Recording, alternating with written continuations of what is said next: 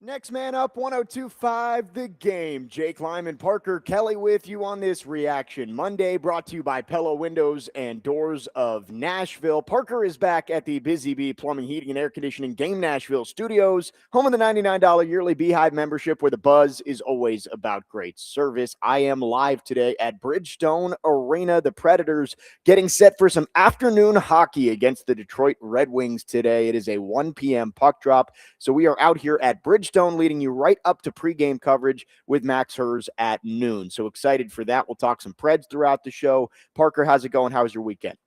Jake, it was fantastic. Lots of great college basketball. Watched a little bit of the NFL Combine. And I'm going to try to sit back here and act like I'm not jealous that you are at Bridgestone Arena right now, and I am not. But hey, man, pretty exciting stuff going on today. Yeah, it's fun. I mean, you could feel a little buzz walking down the street today to get to Bridgestone. So excited for some afternoon hockey. It is a big week for the Predators with the trade deadline looming on Friday. 3 games in the next 4 days. And I don't know if it's going to play a huge role in what they do at the trade deadline, but you have to imagine sitting just a few points out of a playoff spot that it's going to play at least some sort of role in what the Predators do when the deadline rolls around. So we will talk some Preds later on in the show, but you mentioned the NFL Combine. It is in the books. Long week out there in Indianapolis, and lots of takeaways from the Combine. You look at Ruben Bain, Jeremiah Love, Francis Maui-Noah, lots of huge developments with measurements and testing that came out. And the one that we'll get into here is Jeremiah Love. Parker, you know this is our favorite topic, is do the Titans take Jeremiah Love at number 4? And I struggle with it because in a vacuum, I think a team with as many needs at premium positions as the Titans have should not take a running back at number 4. They shouldn't take any non-premium position at number 4. So that would include safety and off-ball linebacker and guard and tight end. Like you can't take those positions at number 4 because how often are you picking in the top 5? That's where you get the elite players at pass rush, at tackle, at wide receiver, and of course quarterback, which the Titans addressed last year. But this isn't in a vacuum, and you have to look at this specific draft class.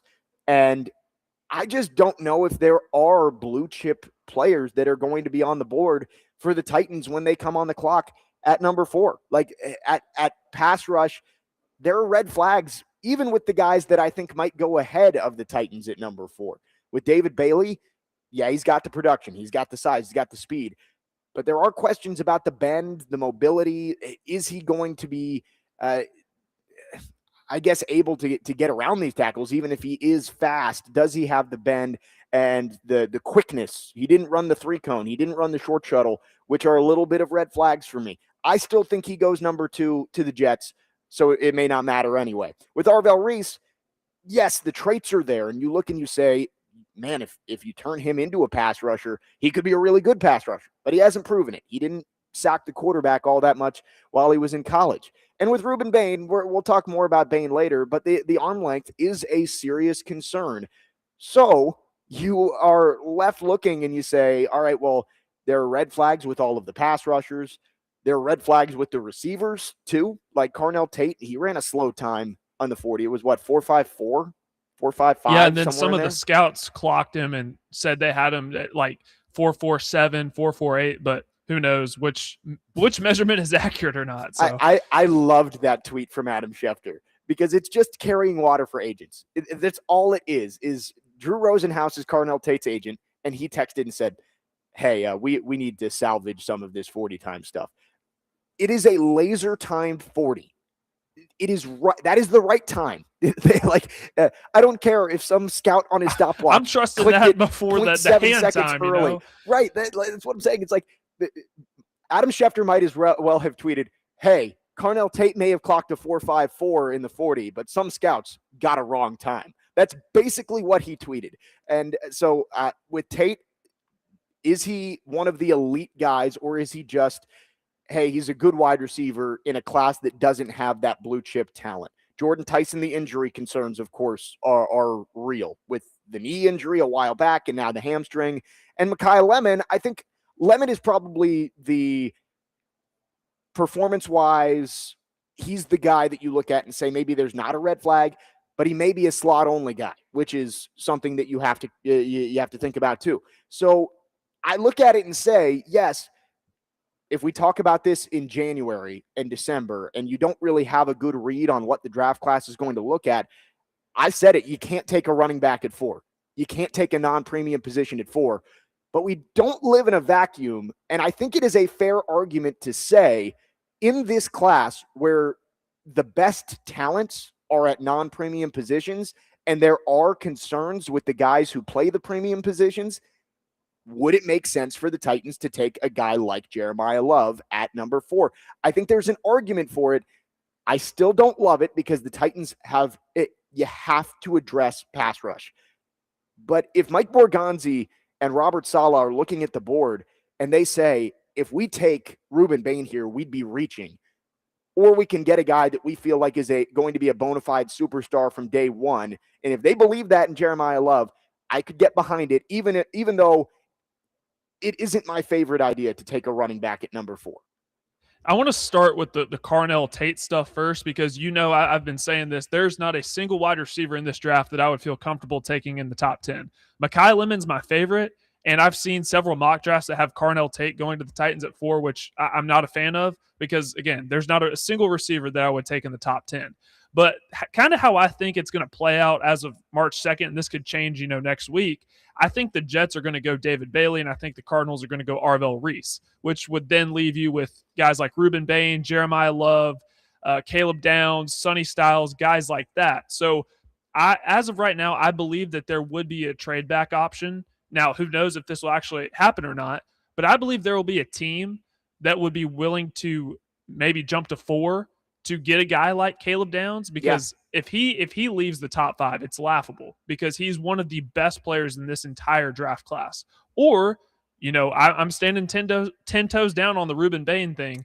I would take Ruben Bain at 4. I would. And I would feel comfortable doing so. We're going to get into the Ruben Bain question coming up later this hour because I heard a very well thought out segment during the combine from Daniel Jeremiah and Charles Davis about Bain's arm length and why it is a concern and what they think it means. So we will get into that later because I think that might be the biggest development of the combine. Parker, me, you, and Nick Frazier, even a week ago, we're sitting there saying, take Bain at 4.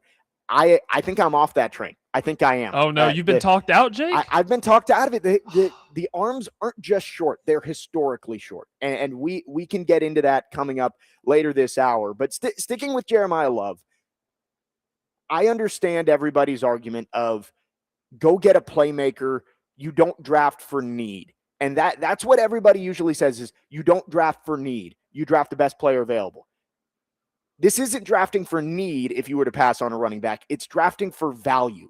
Running backs are just easier to find. And Jeremiah Love may be a generational player. And look at Saquon Barkley. He's a generational player.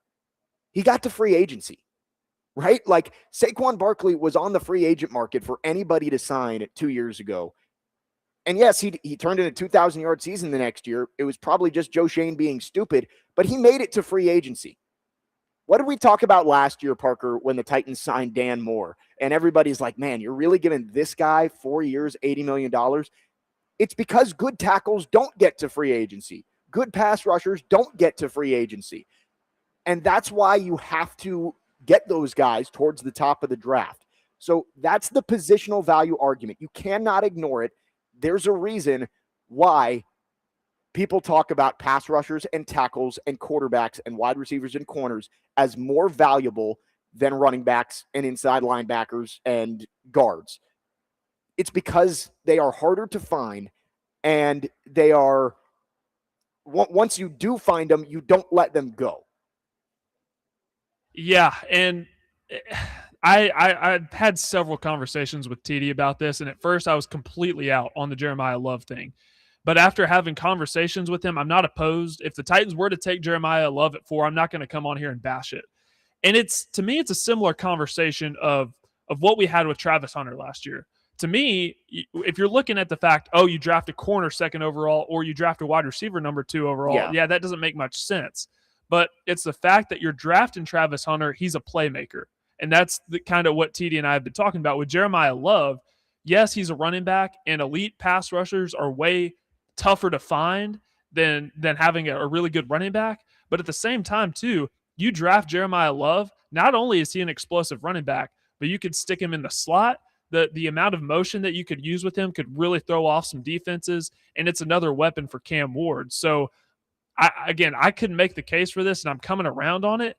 But if you look at it from the standpoint of, oh, you're drafting a running back, then that can kind of turn you off. But I choose to look at it as you're adding a playmaker, an explosive playmaker at that to your offense. Yeah, and I'm not completely against it. I don't want everyone thinking that I'm going to be bashing it if the Titans draft Jeremiah Love. I'm going to trust the process here and realize that you don't want to reach for a pass rusher just because they're a pass rusher, right? Like you don't want to say, well, we need a pass rusher and that's the value at 4. And even though this may be a guy who would be better to take at 12, we're going to take him just because of the positional value. You don't do that, but you do have to factor the positional value in. Like it has to be a conversation here.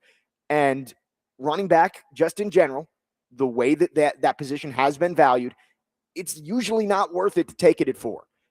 So I could get behind it, but I'm not all the way there quite yet. 8395 on our text line says, if 1990s Emmitt Smith were available at 4, would you take him, even though not premium position? It's a very different conversation of if you know what the results are going to be. You don't know what the results are going to be. Like, yes, you look at Jeremiah Love and you see the testing and you see the production and you say, yeah, that's probably going to be a very good running back. But it's very like that's not how the draft works. You don't get to see the career before you turn the card in. So there's still a risk taking Jeremiah Love. He is not a guaranteed bona fide Hall of Famer before he even steps out on the stage. You have to take that into account too. I think people acting like he's going to, with the 4th overall pick, the Titans take Jeremiah Love, and all of a sudden he's getting fitted for his gold jacket. That's just not, it's not how it works. 615-737-1025 is the phone number if you want to text or call our phone lines, driven by WilsonCountyHyundai.com. A couple more texts on the text line. GM from Murfreesboro. Can you imagine Ward and Love together for years? What a foundation. And I totally get that. And that's part of it, Parker. And I'm sure this is it for you too. Jeremiah Love on this team would be really fun to watch. And I would be excited for that. If the Titans take Jeremiah Love, I would be excited to watch Jeremiah Love play. But that's not the way you build elite teams typically, is by drafting a running back in the top 5. That's the point I'm making. I would be thrilled to watch Cam Ward and Jeremiah Love in the same backfield. I just don't know if that's the right way to build what you're hoping becomes a championship caliber team. I'm telling you, dude, the toxic conversations are coming, because if Bailey and Reese go before you pick at 4 and your options are Ruben Bain or Jeremiah Love, there's going to be some very toxic conversations coming our way. The amount of people that are wanting the Titans just to slam dunk draft Jeremiah Love is absurd. I mean, this is something that you really have to have conversations about, and we got to trust that the front office is doing their due diligence on these guys, but it's going to be a tough conversation. Right. It's a nuanced conversation. You have to factor in. It is a strange draft class where the best players don't play premium positions, and you have to weigh, is the gap between Jeremiah Love or Caleb Downs or Sonny Styles to the next guy at a premium position like pass rusher, is that gap big enough to justify taking them at 4? And that's what the Titans have to sort out over the next month and a half. 615-737-1025 is the phone number. Our phone and text lines driven by WilsonCountyHyundai.com. The reason we're having this conversation is because there's a lot of buzz coming out of Indianapolis that the Titans love. We will get into that coming up next. Could it be a smokescreen? I kind of believe so. 615-737-1025 off and running on this Monday morning. Jake Lyman, Parker Kelly, next man up, 1025 The Game.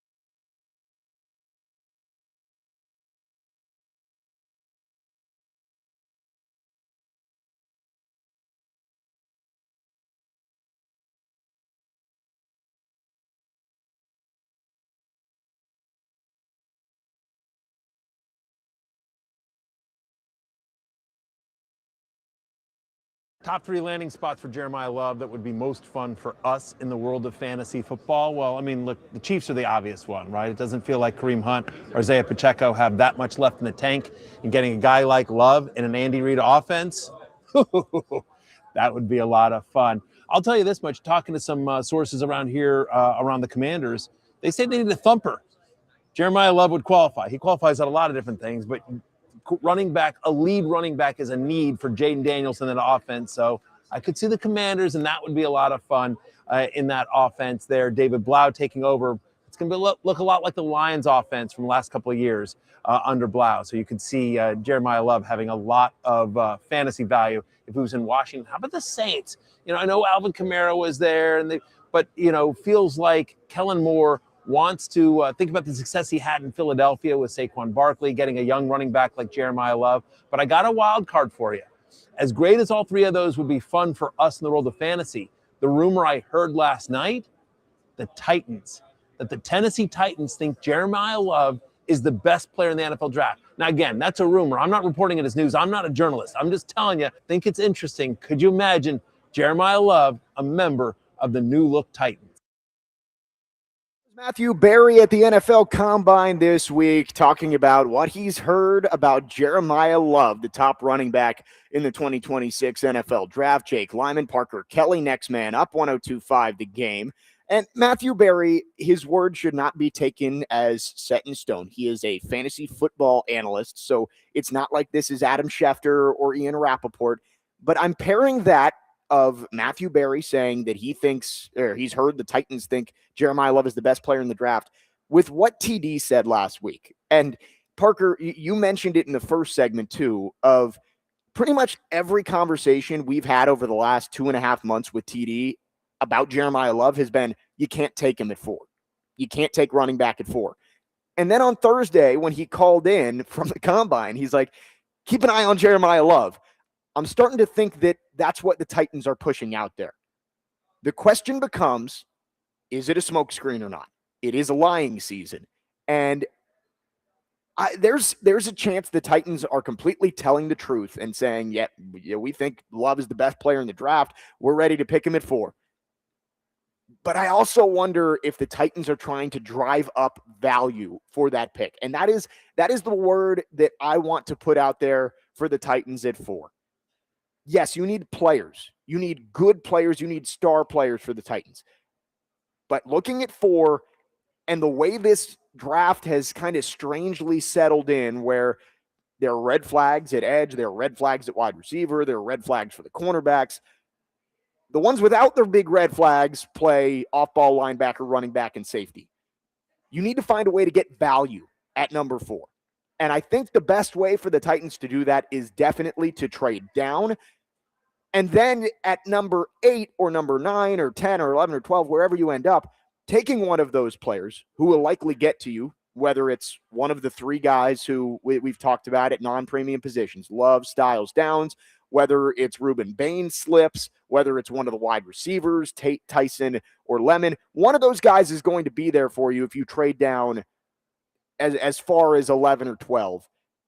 Can you pick up another day 2 pick, maybe a couple day 2 picks, or another first, and get one of those guys and increase the value of that 4th overall pick? You don't pick in the top 5 very often. You have to find value. And if you don't think you can get a blue chip player at a premium position at number 4 and somebody's willing to trade up to you, I think that is the best way for the Titans to go.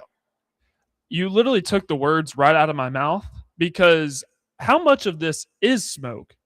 You know, Mike Borgonzi could be saying, hey, you know, we think Jeremiah Love is the best player in the draft. And who knows if that's true or not. But a team that desperately needs a running back is actually the team that Mike Borgonzi came from, the Kansas City Chiefs, who are picking at 9. So you drive up the value of Jeremiah Love.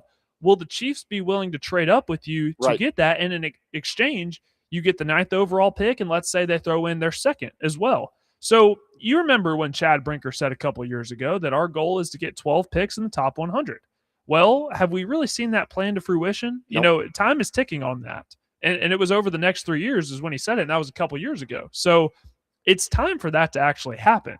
So were they just saying that, or did they actually mean that?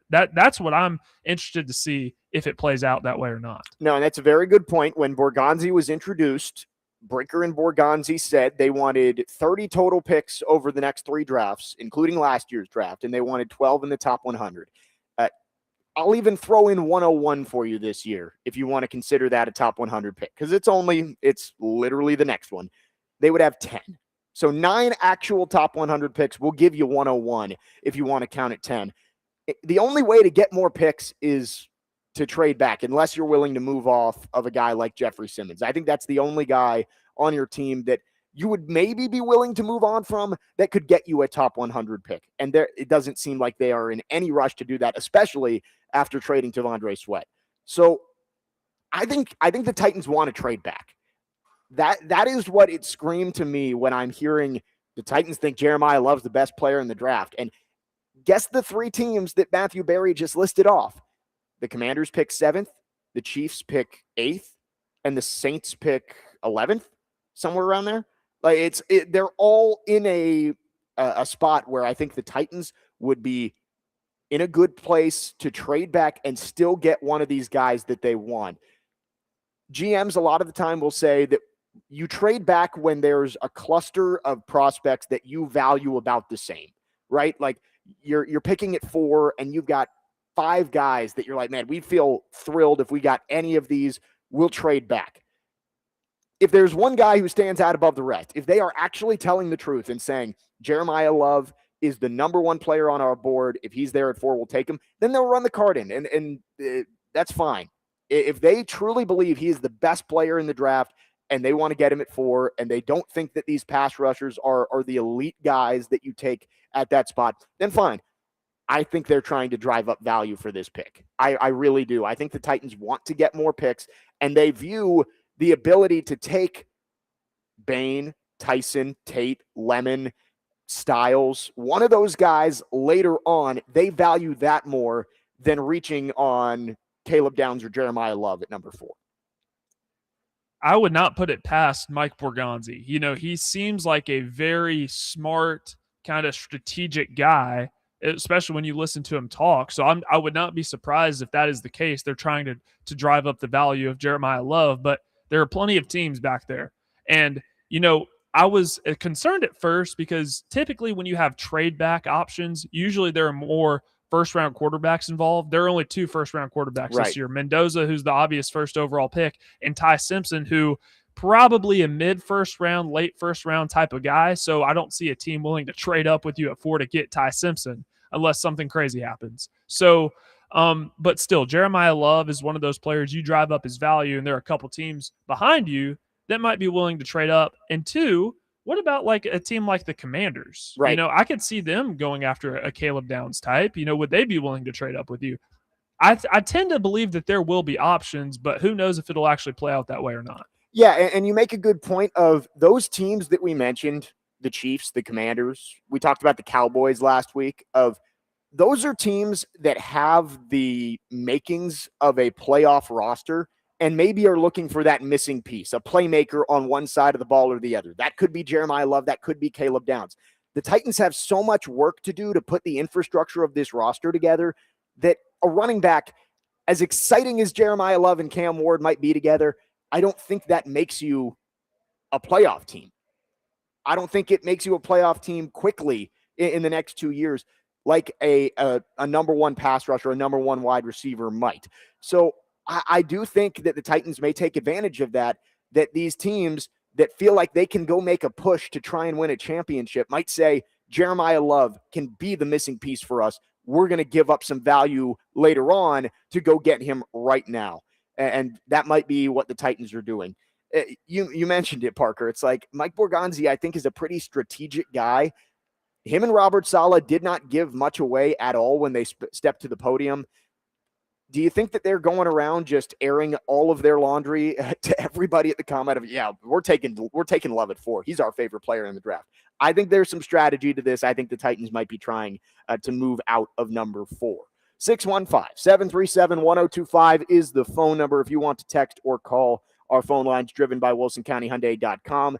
A big reason why we're having this discussion is because the edge rushers showed a little bit of their warts this week at the combine, whether that's David Bailey not running the short shuttle and showing a little bit of struggle in his on-field drills of the bend and the mobility.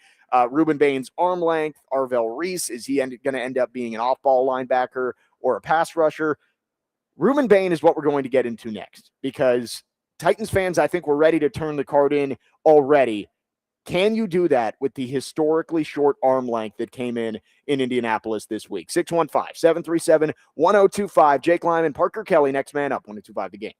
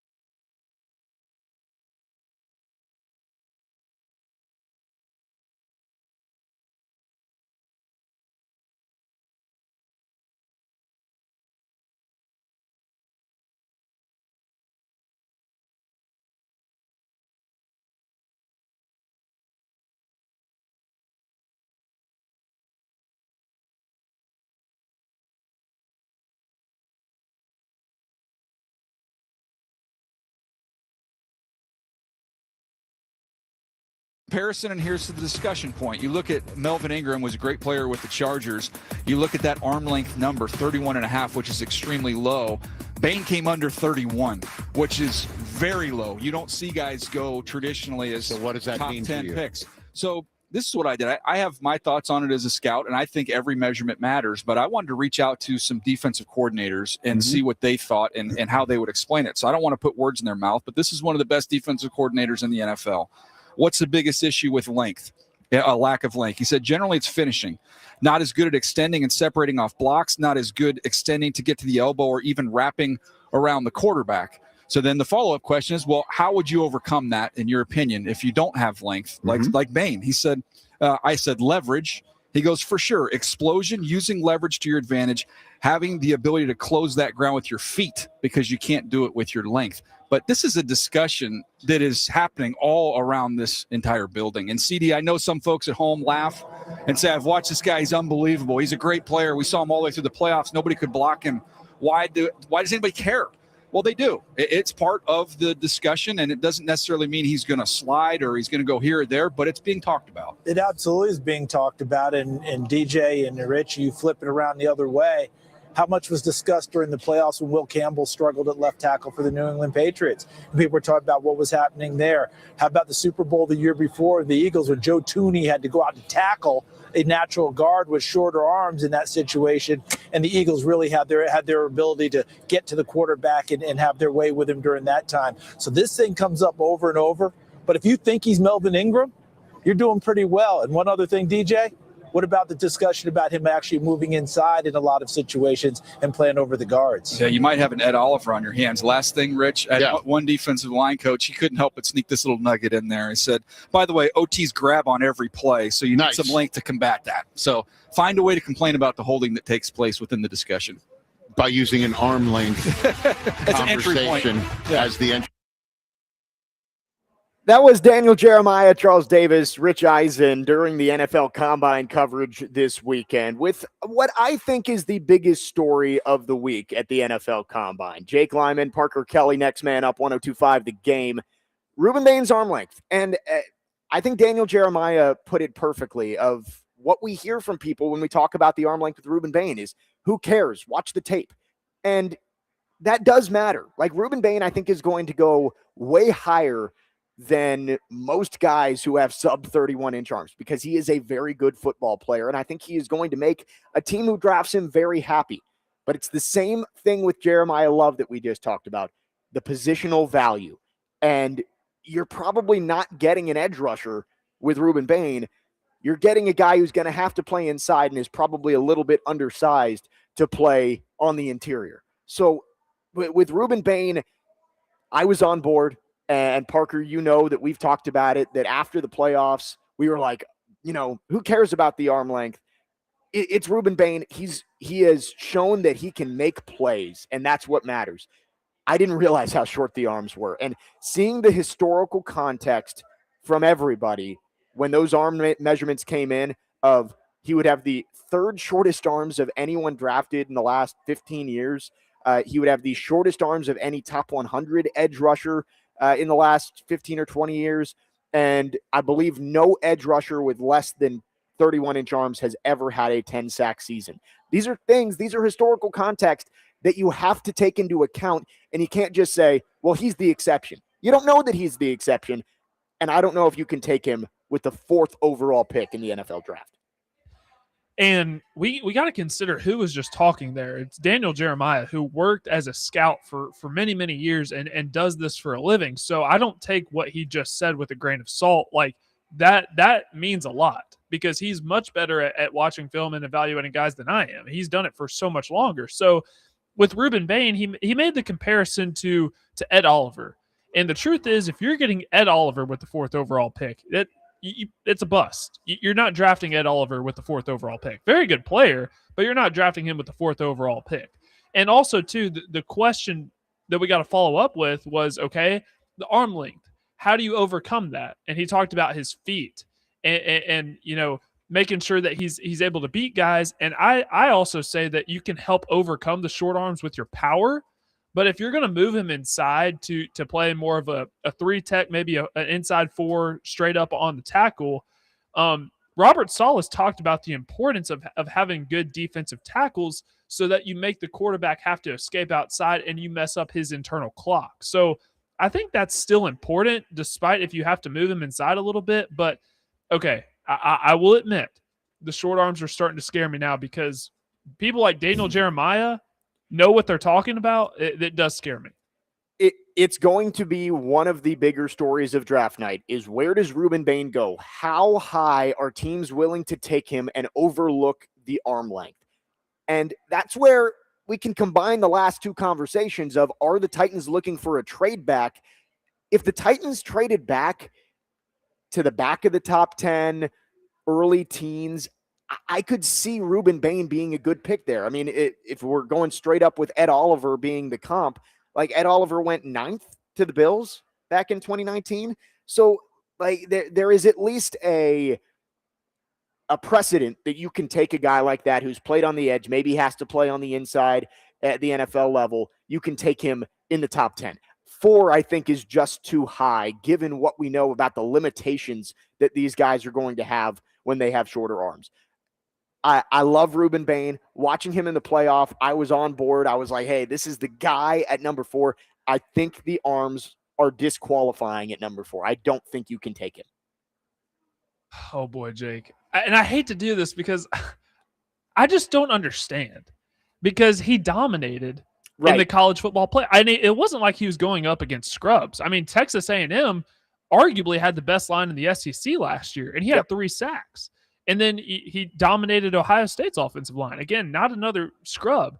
And then he's constantly, I mean, Ole Miss and all this, Ole Miss's offensive line wasn't as good, but again, it's not like he was going up against scrubs. And then he went up against Indiana's offensive line and another great offensive line. I believe they were up for the Joe Moore Award for best offensive line in college football. So it's not like he was going up against scrubs, but then again, when you get to the NFL, completely different level. So I don't believe that this disqualifies him from being a top 10 pick, but again, the hesitancy is starting to set in with me now, and it literally just started today after hearing what Daniel Jeremiah just said about the short arms, and will you be able to overcome that against the best in the world on a regular basis? Right, and that's – I think you said it perfectly. I don't think it disqualifies him from being a top 10 pick. Somebody is going to look at the film, and they're going to say, that is a great football player. We'll play him somewhere, and he is going to make plays for us. But you're picking 4th. You need to find either value in a trade back, or you need to find somebody who's going to be a superstar pillar of your franchise. And Ruben Bain, I think that the length, it scares me. It does. 6877 on the text line asks, what would be good length? 32 inches? 32 would have been fine. But you look at like David Bailey, he was 33 and a half inches, right around there last week.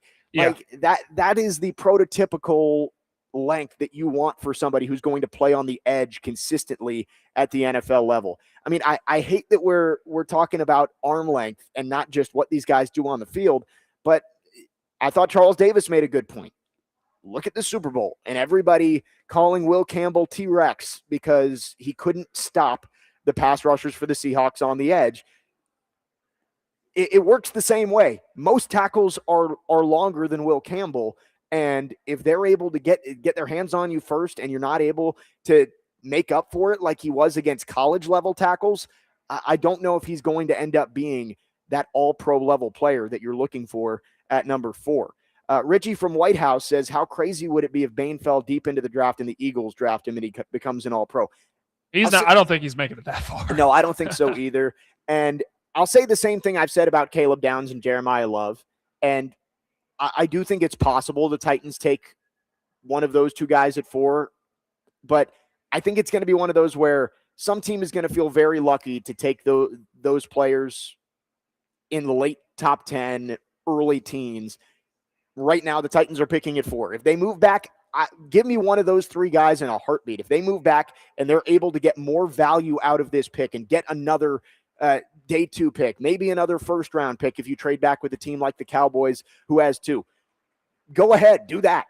But I don't think you can take Ruben Bain at number 4 with what we know about guys who have that short of arms. 615-737-1025 is the phone number. We will wrap up hour number 1 after this. Right Time HVAC and Cromwell Media are teaming up to bring comfort back to your home. Is your heating system struggling or completely out of commission following the winter storms? You can nominate yourself for the Right Time Home Rescue and tell us your story. Enter today at thegamenashville.com/HVAC, and you could win a new HVAC system installed by Right Time HVAC. Right Time HVAC, locally owned and operated. There's never a wrong time to call Right Time. Jake Lyman, Parker Kelly with you on your Monday morning. Next man up, 102.5 The Game.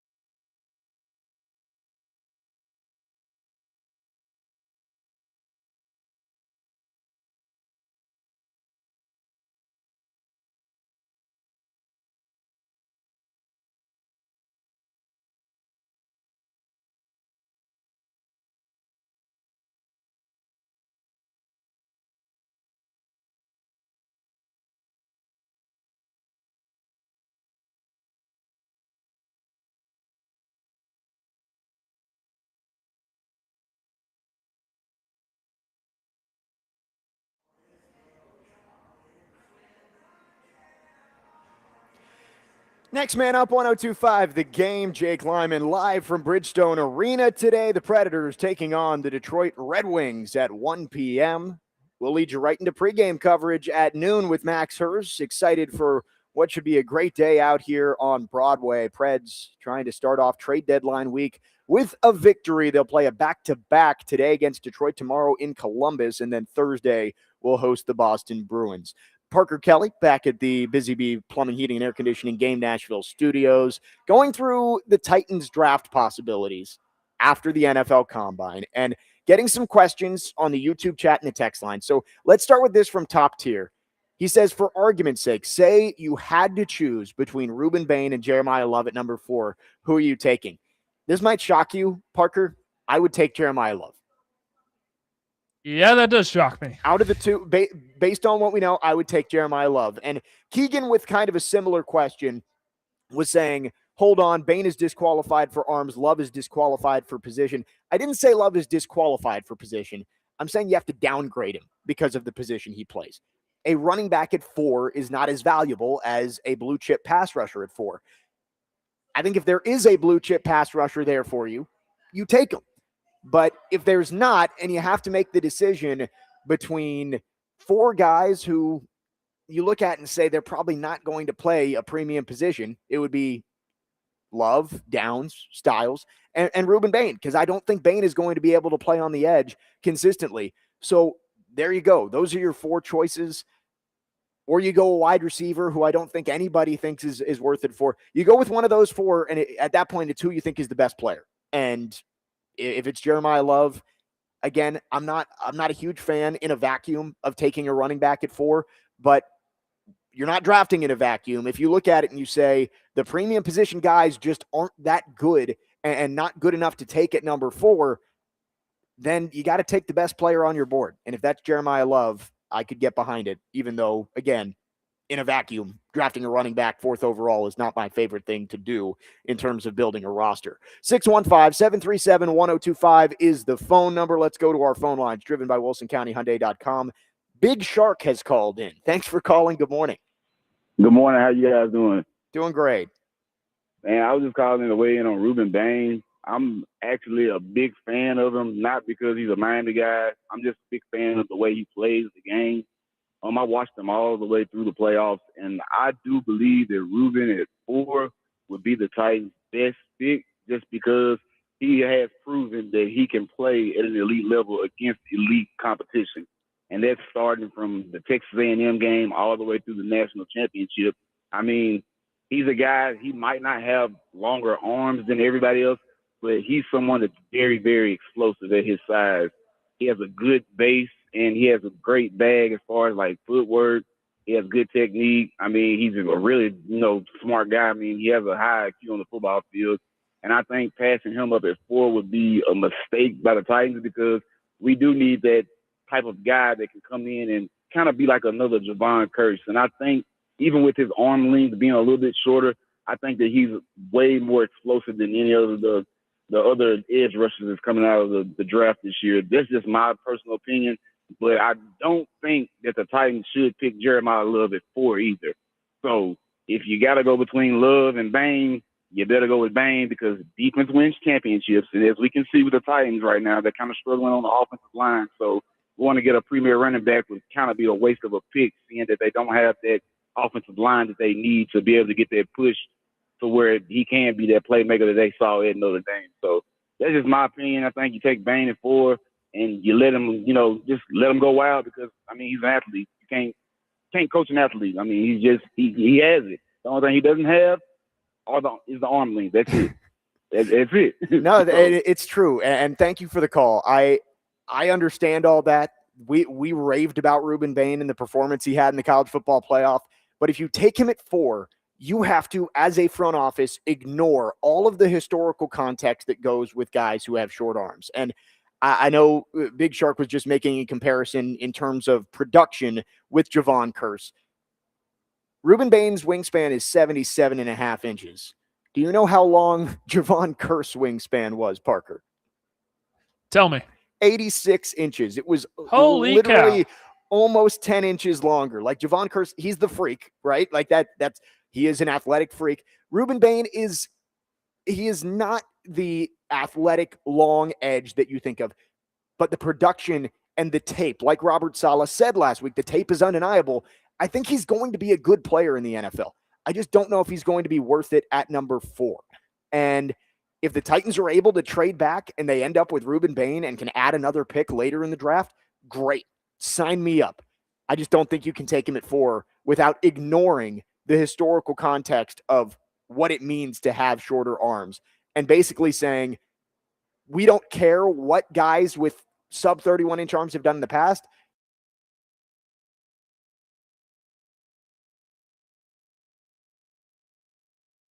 I think the question, too, that you have to ask yourself is, okay, you need edge rusher more than any other position right now because elite edge rushers are hard to find. Ruben Bain, I don't know if he's going to be like your wide 9, so you're probably going to have to bump him in. So what does it boil down to? Does it boil down to, okay, between Love and Bain, who do you think is going to be more of an instant impact, and who do you think is going to have the higher ceiling? I think that's what it boils down to. So, Jake, I don't want to sound like I'm switching up. I know, and I struggle with this because we have been on Ruben Bain, right? Like that's it, throughout the entire last 2 months since the college football playoff. It's like, man, watching Ruben Bain, he's great, but hearing all of the stuff coming out of the combine and hearing that clip from Daniel Jeremiah, it's so difficult for me to say at number 4, we're going to bet on Ruben Bain being the exception with the build that he has. I think that's just too big of a bet to make with a top 5 pick. And again, you're hoping you don't have a top 5 pick again for a while. I think you have to get somebody that you feel is more of a sure thing. And if that ends up being one of the guys at the less premium positions, Love, Downs, Styles, that's great. You just have to hit. The guy you take it for, if you stick and pick, has to be a superstar. Because Borgonzi has to get this right for his job. So are you willing to bank on Ruben Bain being able to overcome the short arms against the best in the NFL? Or are you willing to take a guy like Jeremiah Love, who, again, you've seen the comparisons to Jahmyr Gibbs, and I believe those are absolutely true. None of these guys are Hall of Famers right off the bat, slam dunks. But who do you feel better about, Ruben Bain or Jeremiah Love, heading into an NFL career? Yeah, it's a tough. Why don't you put this on the grid today, Jake? This is tough. This is, and guess what? We've got 6 more weeks of this, Parker. Like this is going to be a discussion leading up to draft night of what do the Titans do at 4? Who knows who comes off the board before you? Like maybe the Bailey flexibility bend questions are legit. Maybe he doesn't go in the top 3. Maybe people aren't so sure Arvell Reese can make the switch and become an elite pass rusher, and he doesn't go in the top 3. So you don't know who's going to be on the board for you until you're on the clock. But there's going to be a lot of discussions like this over the next 6 weeks. So buckle up. It's going to be, and there's a lot of gray area with this. It's not, it's not like one is the absolute right option over the other. I mean, these are the discussions that we have to have. It's not an easy decision to make. Right. I don't think there is a right option right now. Like there's nothing you can look at and say, I would be thrilled to have this guy at 4 and I have no concerns over it whatsoever. I think you're going to have good options. I just don't know if there's a great option for you on the board right now. So we will see. The draft is still 6 weeks away. So again, we've got a long way to go with this. We'll continue to have these conversations. But free agency does come up sooner than that. 1 week from today is the legal tampering period. We will get into some free agency discussions coming up later in the show. Coming up next, though, we'll start hour number 2 with some college basketball talk. It was a tough weekend for the men's basketball teams in the state. A big women's game yesterday with Vanderbilt beating Tennessee in Knoxville. We will get into all of it coming up in hour number 2. Jake Lyman, Parker Kelly, next man up, 102.5 The Game.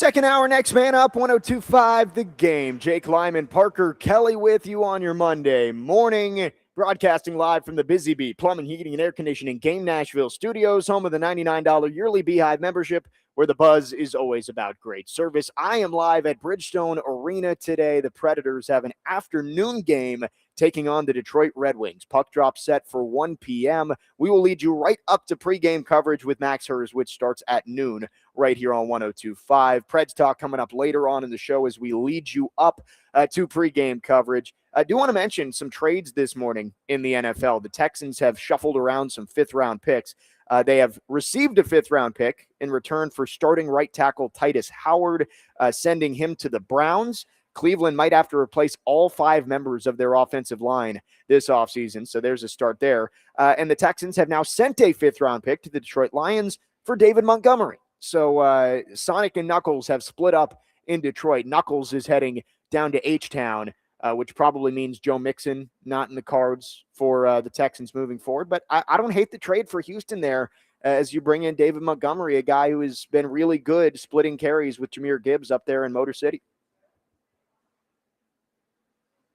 Sorry, David Montgomery's been traded to the Texans. I just saw. So I wonder what that means for Joe Mixon, because Joe Mixon didn't play, but the year before had a really good year. Right. So I don't know what the future for him looks like, but I also don't hate the trade for the Texans by any means.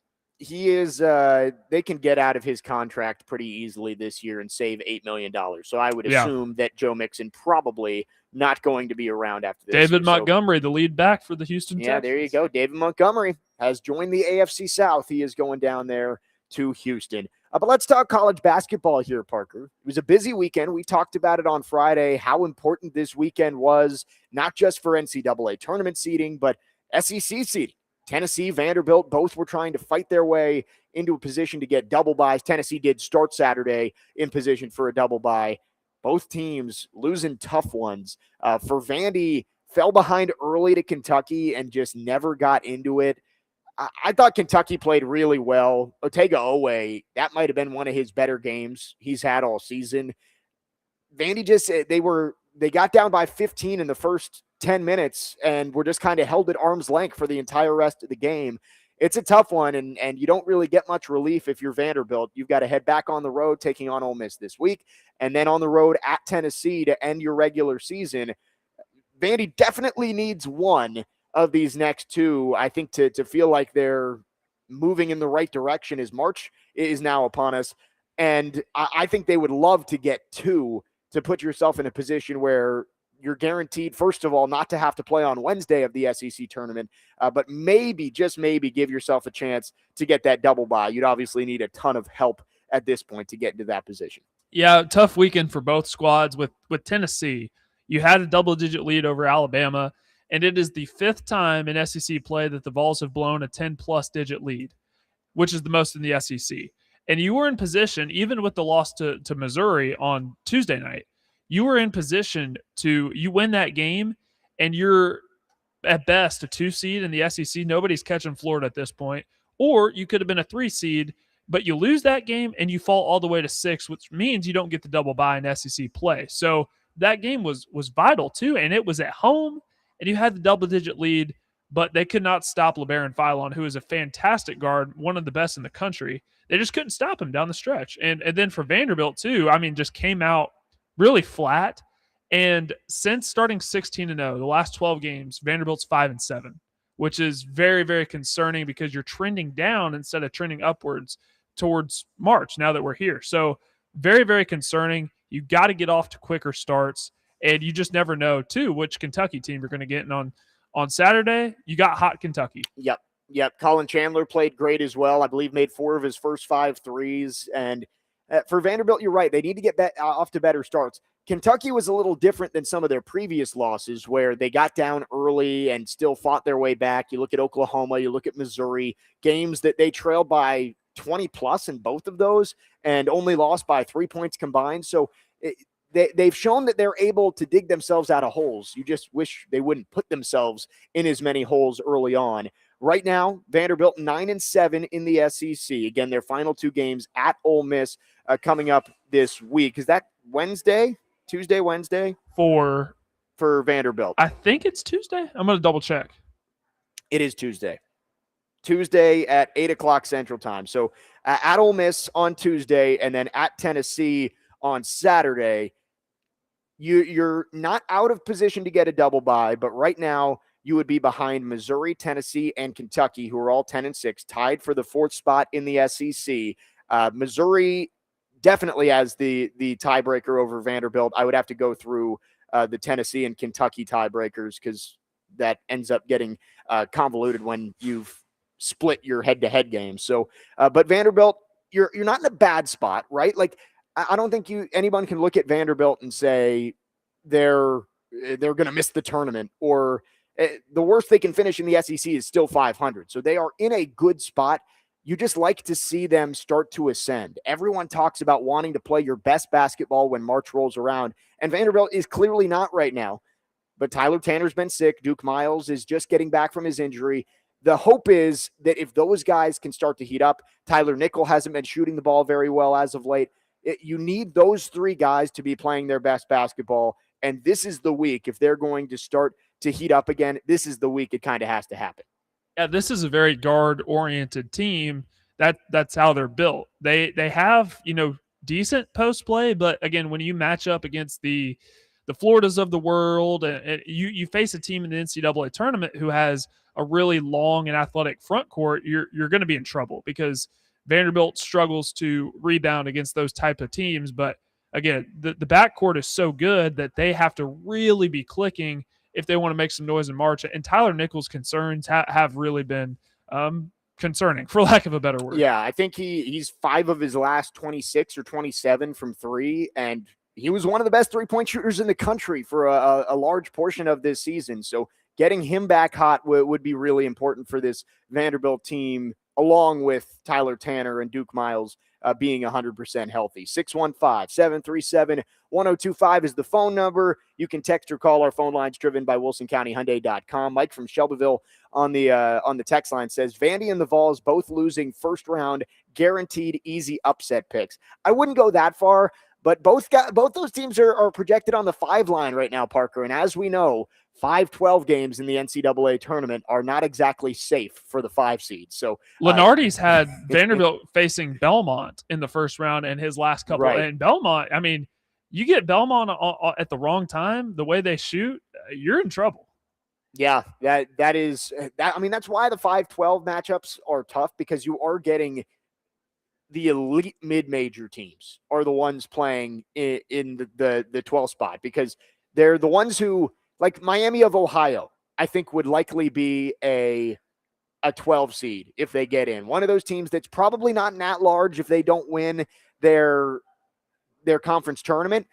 But would I want to face Miami of Ohio, who has not lost a game yet this season in the NCAA tournament? I don't know if I would. So Tennessee and Vanderbilt, chances this week and into next week. The SEC tournament going to be in this building right here in Bridgestone Arena 9 days from today. It gets started. So March is upon us. It's going to heat up quickly. Both Vandy and the Vols looking to bounce back this week. 615-737-1025 is the phone number. We'll get more into Tennessee when we come back, coming off another tough loss against Alabama, blowing another double-digit lead. The good news for them, they get South Carolina on Tuesday to try and get things back on track. We'll talk Tennessee basketball, and then we'll get into the women's game as well. The regular season has wrapped up for both Tennessee and Vanderbilt on the women's side. We'll talk about the game yesterday and looking ahead to Greenville for the SEC Women's Basketball Tournament this week. Jake Lyman, Parker Kelly with you on this Reaction Monday. Next man up, 102.5 The Game.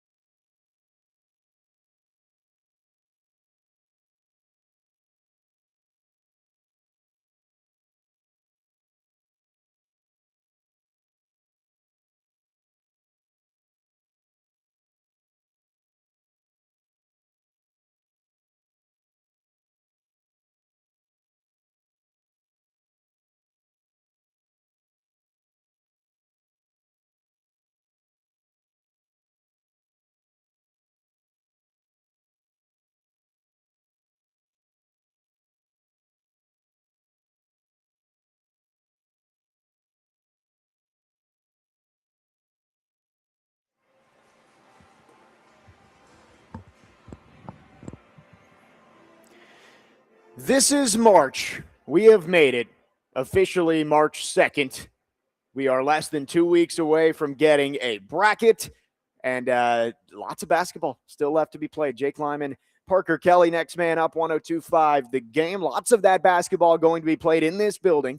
I am live today at Bridgestone Arena. The Predators playing some afternoon hockey today, taking on the Detroit Red Wings. Puck drop is at 1 o'clock, but 9 days from today, we will have basketball in this arena as the SEC tournament tips off. So excited for that. Vanderbilt and Tennessee each have 2 games remaining in their regular seasons, both coming off losses on Saturday, and what were important games for both of those squads. I do want to update before we get back into college basketball.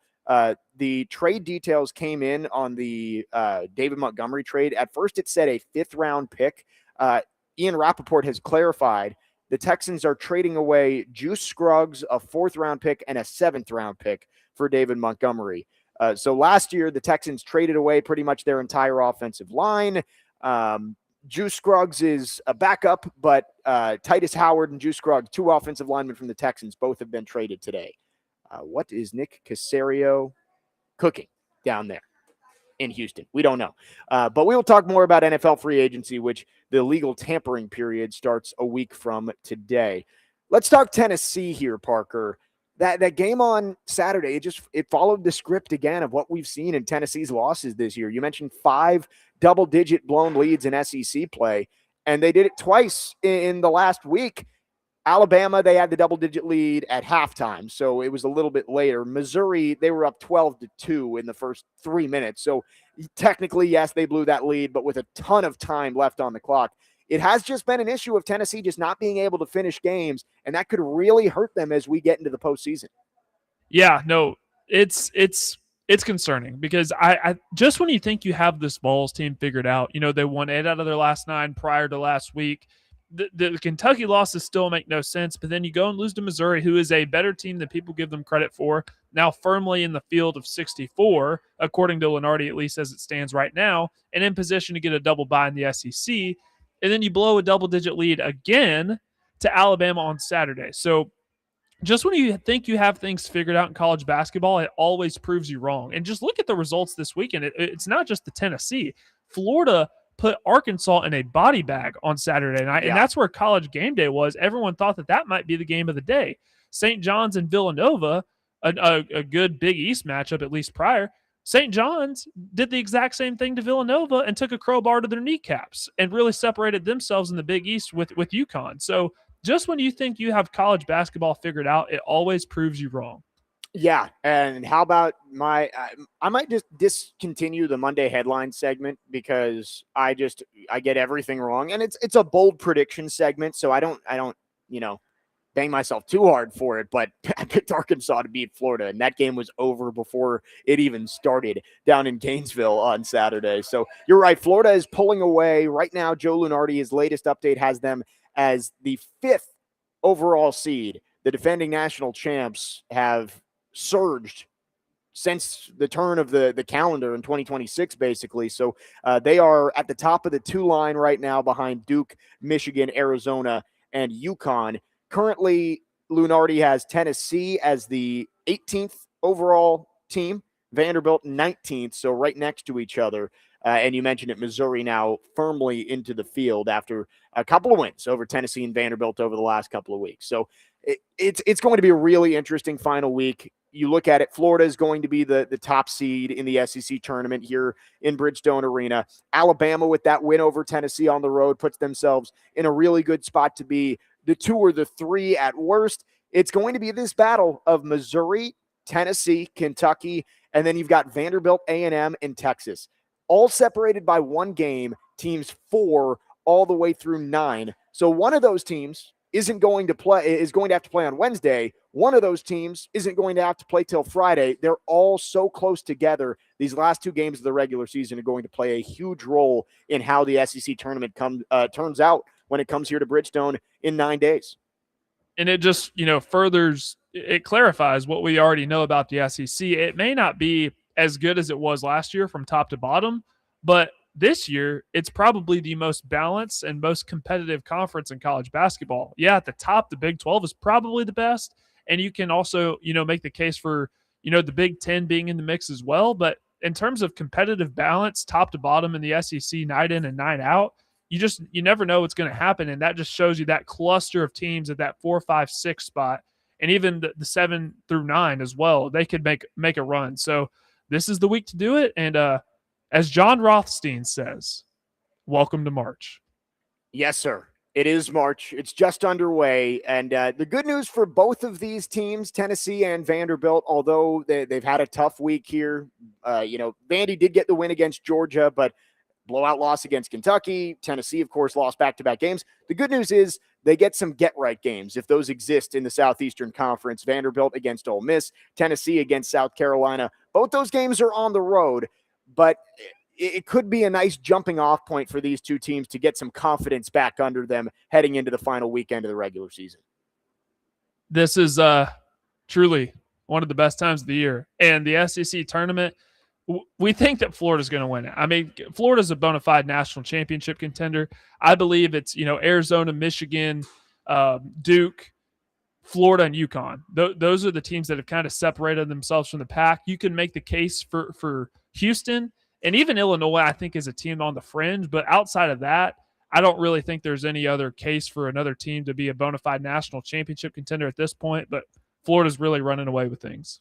Yeah, Florida, we were having the discussion even probably, 2 weeks ago, Parker, about how wide open this SEC tournament's going to be here in Nashville, that anybody can win it. And Florida, I think, has tried to show us that, no, not anybody can win it. We are the best team. We are the class of the SEC. I still think it's going to be a really entertaining tournament because I do think there's, especially once we get past Wednesday and Thursday, I think once we get into those quarterfinal matchups on Friday, there's going to be a ton of really interesting games because 2 through 8 or 9 have been so close together. And there have been a ton of upsets this year in the SEC. So I do think we're going to get a really entertaining SEC tournament. But Florida, I think, has to be the odds-on favorite by far to hoist the trophy here in less than 2 weeks on Selection Sunday. Yeah, and the way this team is built compared to how they were last year, remember they had the 3 guards with Walter Clayton and Will Richard and Elijah Martin. They carried Florida's team. This year, they have good guards, with Boogie Flan and Xavier Lee, but they're just not as deep. It's the front court, with Thomas Houck and Alex Condon and Ruben Chinulu and Micah Handglock. Those types of guys are what's carrying Florida, and it's it's almost like last year's team was flipped on its head, but yet they're still achieving similar results. Right. It's a really well done job by Florida this year. I think people kind of gave up on them after a slow start to the season and said, this isn't the same team that went and rolled to a national championship last year, but they have been playing great basketball as of late. 111 points on Saturday against Arkansas. Unbelievable. Crazy. 615-737-1025. It is March, final week of the men's basketball regular season. The women's basketball regular season wrapped up yesterday. We're going to spend a segment going through what was a pretty historic afternoon in Thompson Bowling Arena, Food City Center, whatever you want to call it out there in Knoxville. Vanderbilt beating Tennessee to finish off a 27-3 regular season. And I will be out in Greenville later on this week for the SEC Women's Basketball Tournament. Should be a fun week of games. Can anybody beat the, it's the host team, I guess. It's not in Columbia, but South Carolina fans, they take over Greenville this weekend. So excited for that. We will talk about the game yesterday and what's to come the rest of the week. 615-737-1025. Jake Lyman, Parker Kelly, next man up, 1025 The Game.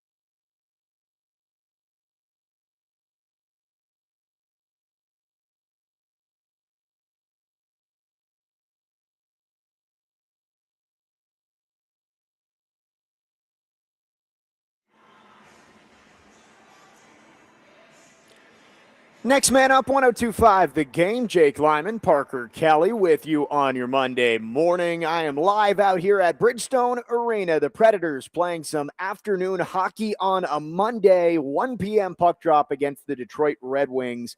Pre-game coverage coming up right after us. I just saw Max Hers roll through here, so he will be with you coming up at noon to get you ready for Preds and Red Wings. 1 o'clock, again, the puck drop here inside Bridgestone Arena. First of a back-to-back, Preds will be in Columbus tomorrow and then back here in Smashville to take on Boston on Thursday before the trade deadline on Friday. College basketball rolling along. We have hit March, as Parker has been saying, best time of the year. And yesterday was a great way to start it, for me at least. I don't know about Parker and some of the Vols fans, but yesterday, March 1st, Vanderbilt finishing the regular season out in Knoxville. And it was a good game. Parker, I don't know if you watched much of it. It was a good game. Tennessee led by 6 at halftime. Janiah Barker was playing great. She hit a 3 at the buzzer of the first half. But Vanderbilt, as they've done a lot this year, just dominated the third quarter. Outscored Tennessee 30-15. Ended up winning by 10 behind 34 from Michaela Blakes. Her 10th 30-point outing in SEC play, 12th total on the season. She finishes as the only player this century to average more than 30 points in SEC play, 30.5 this year for Michaela in SEC play. And just the second time ever, Vandy goes to Knoxville and wins. It was a special day out there. Vanderbilt now 27-3, the 2 seed in this year's SEC tournament. Parker, I don't know if you watched much of it yesterday. It was a great game, but as we kind of expected, Vanderbilt is the better team between Vandy and Tennessee this season. I watched about 80% of the game yesterday, and I was thinking to myself, I know that the Lady Vols had a 5-game losing streak going into that, and they're still really talented. Like, they still have those talented players, but for whatever reason, the system that Kim Caldwell runs and kind of forcing those players to fit it, it's not working. So something is going to have to change. And Jake, I did call it. They lost their last 6 games of the regular season, which is not, they're still going to make it most likely, but still not a place that you want to be. They were talented enough to compete with Vandy, but wheels fell off towards the end of the second half. And my gosh, Michaela Blakes, Jake, I don't know if you remember this exact play. The one where Michaela Blakes, I don't know who was guarding her, just outran her and finished the layup. You know what I'm talking about? Unbelievable. I mean, they couldn't stop her. No, and it just shows you the different ways she can score. She hit 6 threes yesterday, but also made a little 1-foot fadeaway from the middle of the paint. She was able to blow by defenders and get to the rim. That's what makes her so special, is there's no one way to defend her. She's not just a sharpshooter. She's not just a driver. She can do everything. And when you key in on her, she can make a pass and set up Justine Posada, Aubrey Galvin, or Sasha Washington. I think she had 5 assists yesterday too. She's the National Player of the Year. I will not hear any other arguments for Sarah Strong. Sarah Strong is a good player, and she's an efficient player. She had 11 points against St. John's yesterday, and that's kind of like, I think she's averaging 18 or 19 points per game, and it's not that points per game is everything. You've got to do everything, but the impact Michaela Blakes has had on this Vanderbilt team, losing 4 starters from last year, and I do want to say, this is not taking anything away from the rest of the players on Vanderbilt's team. Like, Aubrey Galvin has been a huge upgrade as a running mate for Michaela in the backcourt. And Justine Posada has taken huge strides this year. Sasha Washington coming back has been massive. Jacqueline Wenatanda, Ayanna Mitchell, they've all played huge minutes for this team. But Michaela Blakes, there is no player making a bigger impact on her team than Michaela is right now. And averaging 30.5 points in SEC play and scoring more. In more games, she scored 30 points against SEC opponents than she didn't. That's what makes things so impressive for Michaela. And I believe the SEC awards will be announced this week. There's no doubt in my mind she's the SEC Player of the Year. The National Player of the Year will come out later, and we will see if she's able to take that home in her sophomore season. But quickly on Tennessee, because you mentioned it, 6 straight losses for Kim Caldwell's bunch. They are now 16-12 to finish the regular season. They will face the winner of Alabama and Missouri, yes, in the SEC tournament on Thursday. I get it, the metrics and all of that. It's like they have played a really, really tough schedule. I believe they played 6 of the top 7 teams in the net. They're still top 25 in the net. But can you put a 16-win team into the tournament that's lost its last 7 games if they go one and done in the SEC tournament? I think they will, but man, I struggle with that of like, man, they won 16 games and lost their last 7, and you're still going to put them in. I think it becomes a tougher decision for the committee than maybe anyone would have initially thought. And they're going to get in. Just, I think, given the logo and the history of the Lady Vols, they're going to get in. And you got to win at least one game to feel decently, comfortable about your chances. But they're going to get in. But imagine how the fan base will react, because people in East Tennessee take women's basketball very seriously. Just given the history of the Lady Vols, if they miss for the first time ever, it's going to be some toxic conversations. Yes, and that is the question. I don't think they're going to get left out. I think Charlie Cream at ESPN still has them as a 7 seed, so they're not even remotely close to the bubble at this point. But just on paper, looking at it and saying this team won 16 games, their best wins are at home against Kentucky and at Alabama. Those are the only 2 games that I point at and say those are good wins. Sure, they have a lot of quote-unquote good losses, right? Like where they've lost to UConn and South Carolina and Texas and Vanderbilt. Like they've lost to a lot of the good teams in the country and UCLA. But how far can losing to good teams carry you is the question. I agree with you, though. If they win their first SEC tournament game, even if they lose to Texas in the quarterfinal round, they will be in. If you lose 7 straight games to end the year, I think there at least has to be a conversation. On the other side for Vanderbilt, the full circle moments yesterday I thought were really cool, and I talked to Shea Ralph after the game about this. First off, that was Shea's 100th win as the head coach at Vanderbilt, and to do it in that building where Shea said that she used to go to camps growing up that Pat Summit ran in Knoxville. She would go to those camps. She played at UConn and was part of that rivalry with Tennessee. And to get her first win in Knoxville and it be number 100, I thought was really, really cool yesterday, especially as a punctuation mark on the best regular season in Vanderbilt women's basketball history. And also, this story I think is great. And Shea even said, she's like, this is the stuff that they write movies about. 2 years ago, when Vandy women's basketball went to Knoxville, lost a hard-fought game. It was close in the final minutes, and I think ended up losing by 6. On the way home, quiet bus, Shea gets a FaceTime call, and it's Michaela Blake's committing to play for Vanderbilt. And she said that she felt like she could be the missing piece to help Vanderbilt get over the top in games like that. Well, guess what? 2 years later, Michaela is 3-0 against Tennessee. She had the buzzer beater last year to get the first win for Shea over Tennessee. And then yesterday, the second ever win in Knoxville, she scores 23 points in the second half to get the win. That is the stuff that you write movies about. I thought it was awesome to see the full circle moments yesterday come to life in Knoxville. Yeah, and you could write a movie about this entire athletic department. Football team having an historical year with the Heisman runner-up. Women's basketball team. Men's basketball team's been on a bit of a struggle, but still year 2 under Mark Byington, and then the baseball team. You could write a movie about the entire department right now. Yeah, no, it's great. And for Vanderbilt, you look ahead. Vandy, the 2 seed in the SEC tournament, and we will not be out there until Wednesday, and we'll play till Friday.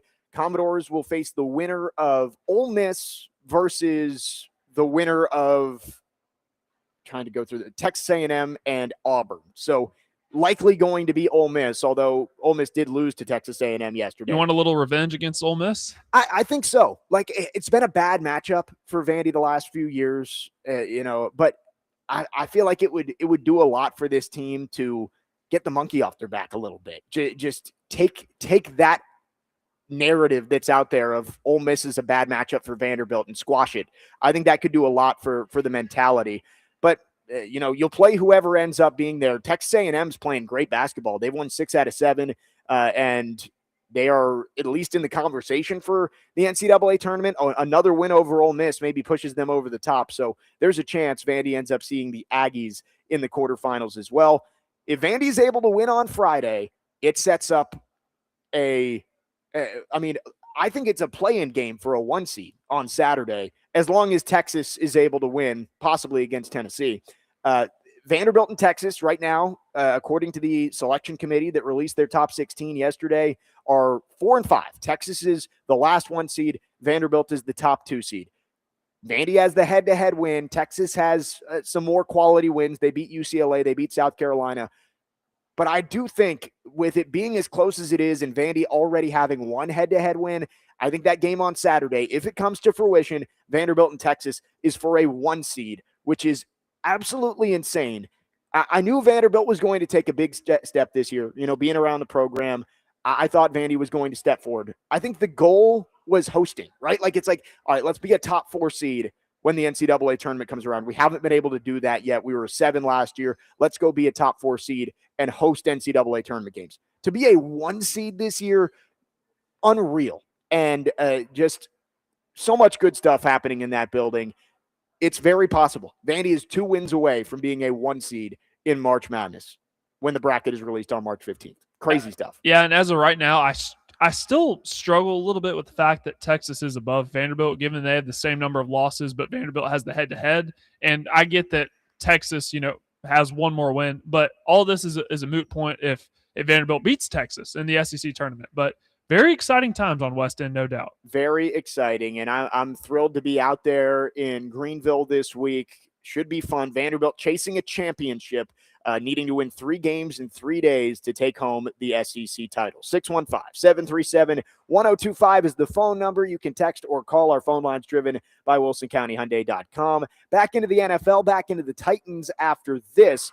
Free agency is right around the corner. 1 week from today is the legal tampering period where teams can start to speak with agents. What could the Titans be looking at when the open market officially opens up? Who's going to be tagged? Who is going to be cut?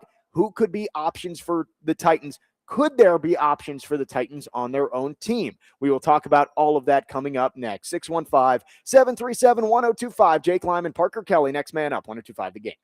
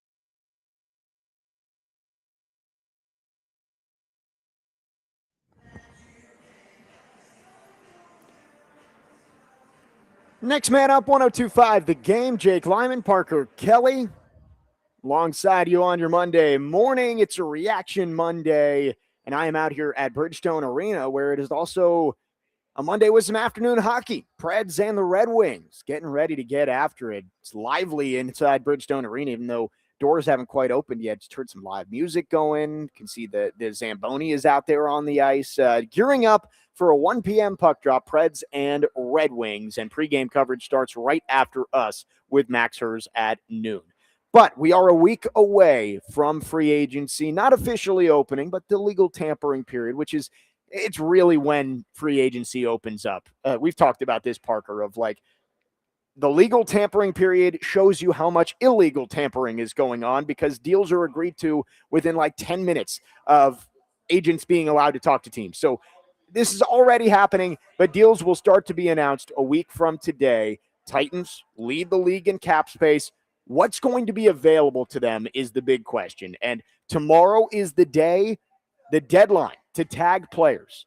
So far, we've seen George Pickens officially get the franchise tag from the Dallas Cowboys. We've seen Kyle Pitts officially get the franchise tag from the Atlanta Falcons.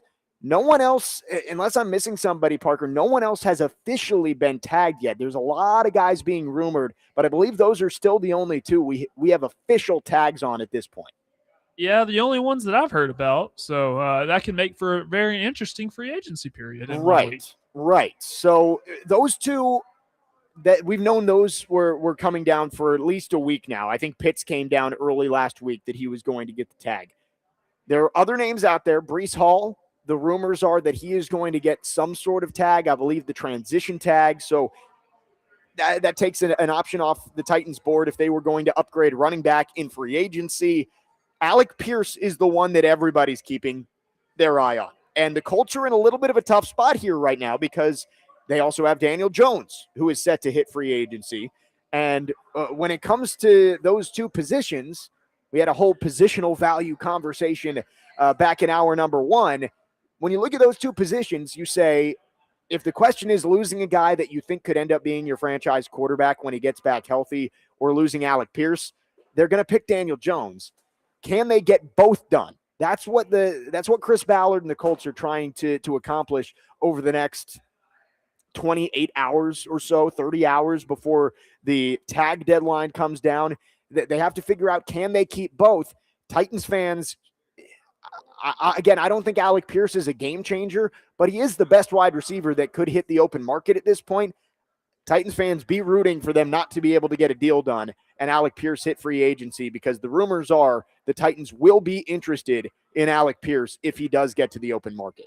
He is my favorite receiver that could potentially come available for the Titans. The others being Wan'Dale Robinson, Jawan Jennings, Romeo Dobbs, who we've all talked about on the show. But Alec Pierce had over 1,000 yards for the first time in his career last year.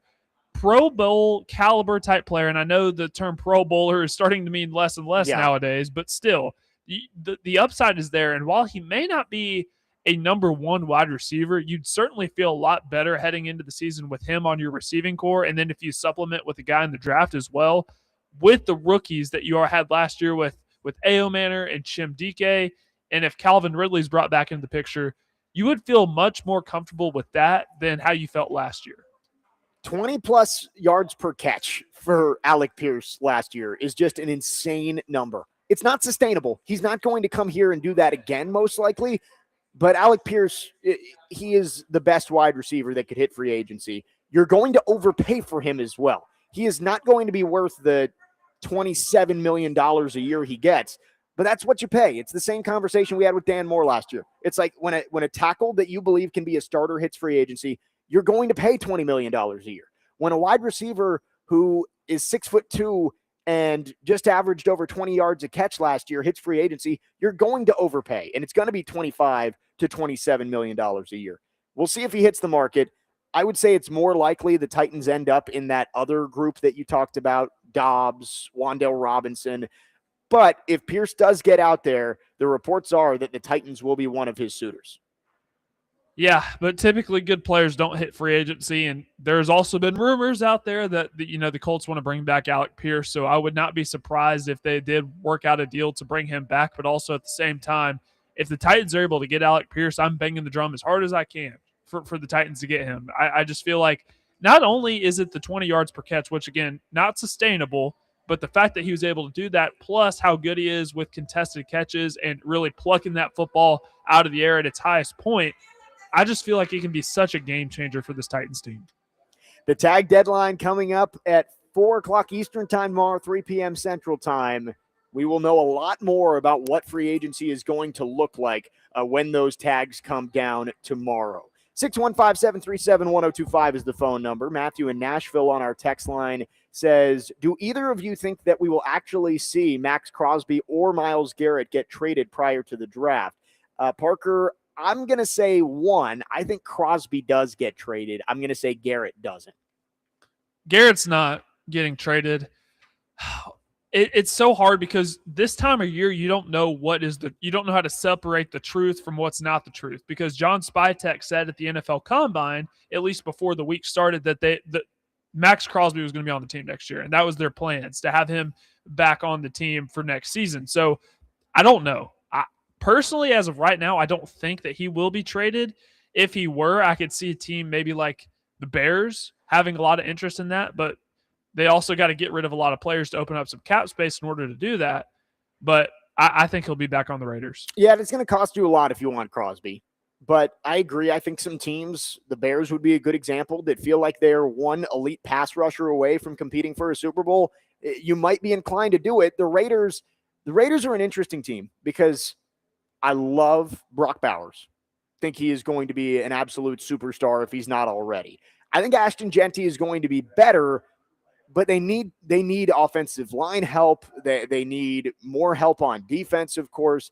That Raiders team was just completely uncompetitive for the final 2 months of the season last year. Fernando Mendoza is going to help. It's an upgrade over Geno Smith, but he's not going to do everything. As we saw with Cam Ward this year, number 1 overall pick quarterbacks, if you don't put the right infrastructure around them, typically aren't going to come in and immediately light the league on fire. So they're going to need more resources to get better players. And if Max Crosby doesn't fit the timeline for when they view they can be competitive again, I wouldn't blame the Raiders for cashing in at a high value point for Max Crosby and seeing what they can get. With Myles Garrett, he just signed that extension, last offseason? Yeah. Because he was requesting a trade, and then, they threw enough money at him. Kind of like the same thing with Myles Garrett. Right. So it'll be interesting with those two pass rushers. I would say Garrett doesn't get traded. Crosby probably does. Justin from Greenbrier on the text line says, overpaying for Pierce and him coming in and actually producing on the field will make him worth it. Ridley didn't produce, and it made his contract totally not worth it. And I mean, that's the risk. Did anybody think Calvin Ridley was going to struggle with injuries and catching the football as much as he did when they signed him? No, I think a lot of Titans fans were pretty thrilled when they made the Calvin Ridley move. He was the best receiver on the market at that point, and you paid him market value. It hasn't panned out. The same thing could happen with Alec Pierce. I think you like the size, you like the speed, and you like that he's coming off his best season, and he's still only 25 years old. But I still think you're overpaying for somebody who is not going to be one of those elite wide receivers moving forward over the next 5 years. 615-737-1025 is the phone number. Lots going to happen over the next week before free agency. Not just tags, but guys getting re-signed. Do the Titans have a couple of impending free agents that they could look to bring back? Paul Kuharsky put out this weekend that they do. We will talk about that coming up after the break. Third hour coming up. I am live today at Bridgestone Arena. Preds and the Detroit Red Wings getting ready for some afternoon hockey here in Smashville. Puck drop is at 1. Max Hurst standing right next to me right now. He will take you at noon with pregame coverage. We'll lead you right up to it. 615-737-1025. One more hour on the program. Jake Lyman, Parker Kelly, next man up, 1025 The Game.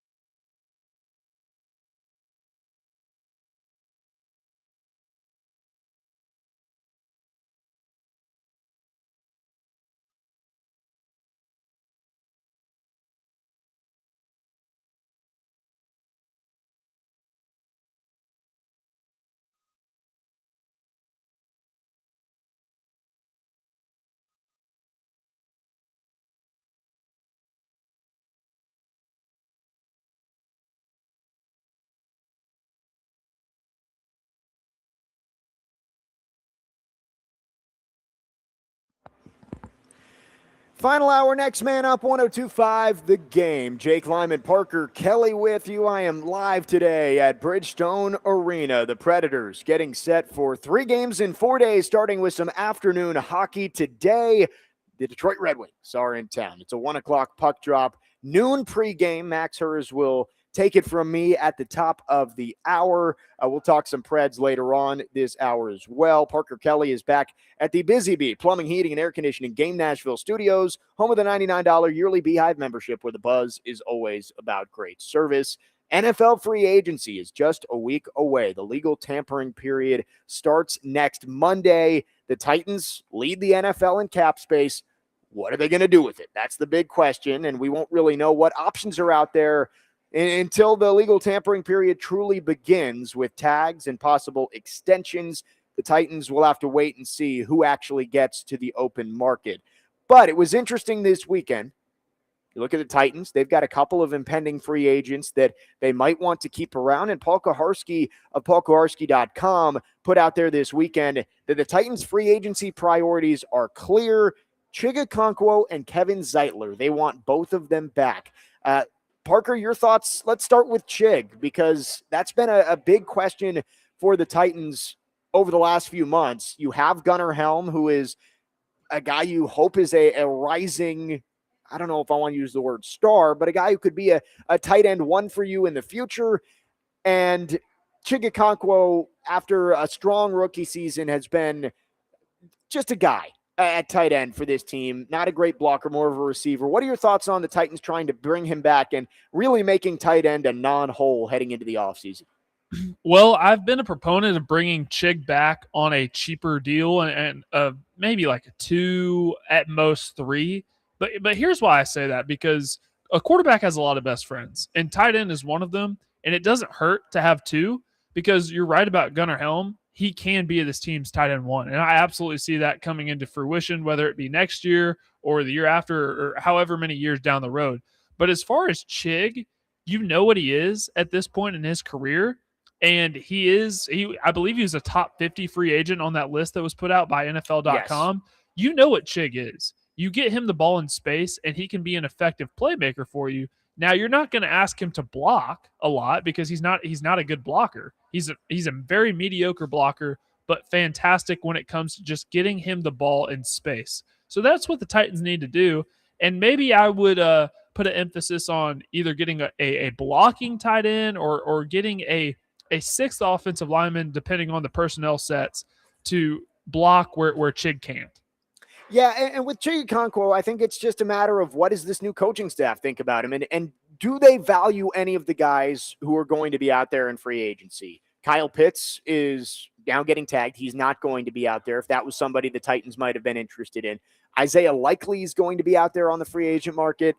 There's one more free agent tight end who actually might end up being pretty good this year. I'm blanking on who it is, but Likely's been one that's been talked about. I am okay with bringing Chig back. I really am. I think that you have enough holes on this roster that you have to fill already, whether that's on the defensive front, that's outside at wide receiver or cornerback. You have enough holes to fill. Chigakonkwo is a fine player. I think even if you bring him back, Gunnar Helm should be getting the lion's share of snaps and targets. But that doesn't mean that Chigakonkwo can't be valuable for you on what should be a relatively inexpensive deal, I would think, right? Like, I don't think it's going to cost the team that much to bring Chigakonkwo back. Oh, I don't think it would. I forgot what his market value is, but it's certainly a deal that the Titans can't afford, and it just wouldn't hurt. You know, he doesn't have to be, you know, your primary tight end moving forward. I think you can kind of groom Gunnar Helm for that role, but having an effective pass catcher, just adding another weapon for Cam Ward, again, you know what he is. So don't ask him to do the things that he's not good at.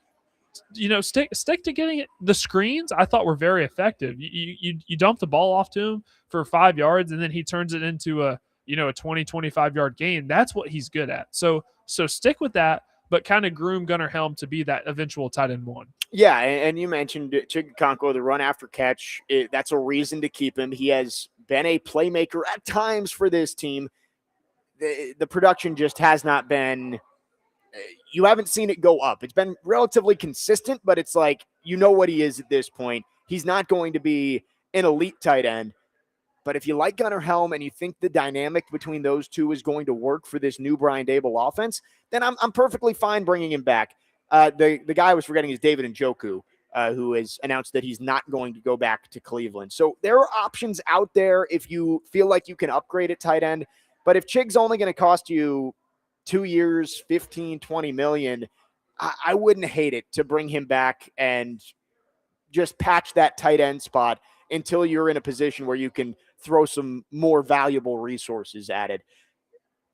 I do think, though, like, if you bring Chig back, it cannot be to replace Gunnar Helm. Like, Gunnar Helm's got to be the guy at number one. And I think Chig is more going to be a situation-based player.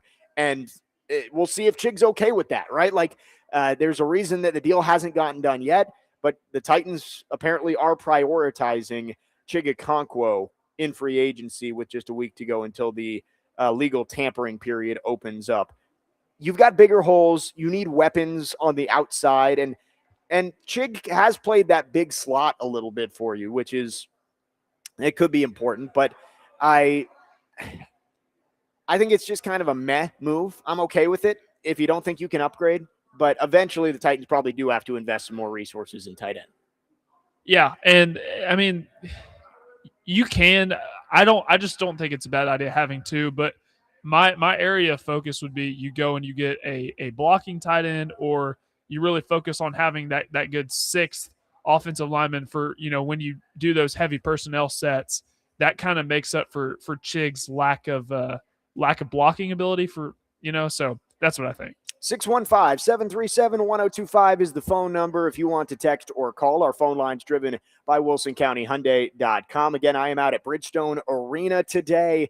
Afternoon hockey, Preds and Red Wings. 1 o'clock puck drop. We're leading you right up to pregame coverage with Max Hers at noon from the Jack Daniels Barrel House outside Section 112. So excited for that game. We will preview Preds and Red Wings and look ahead to a busy week for Nashville coming up later this hour. But in that report from Paul Kuharski, he mentioned Chig Okonkwo. He also mentioned Kevin Zeitler. The Titans made a move on the offensive line last week, releasing Lloyd Cushenberry. Kevin Zeitler, who started at right guard for the Titans for the majority of last year, is an impending free agent. Does it make sense to bring the veteran back for at least one more year? We'll talk about it coming up next. Jake Lyman, Parker Kelly with you on your Monday morning. Next man up, 102.5 The Game.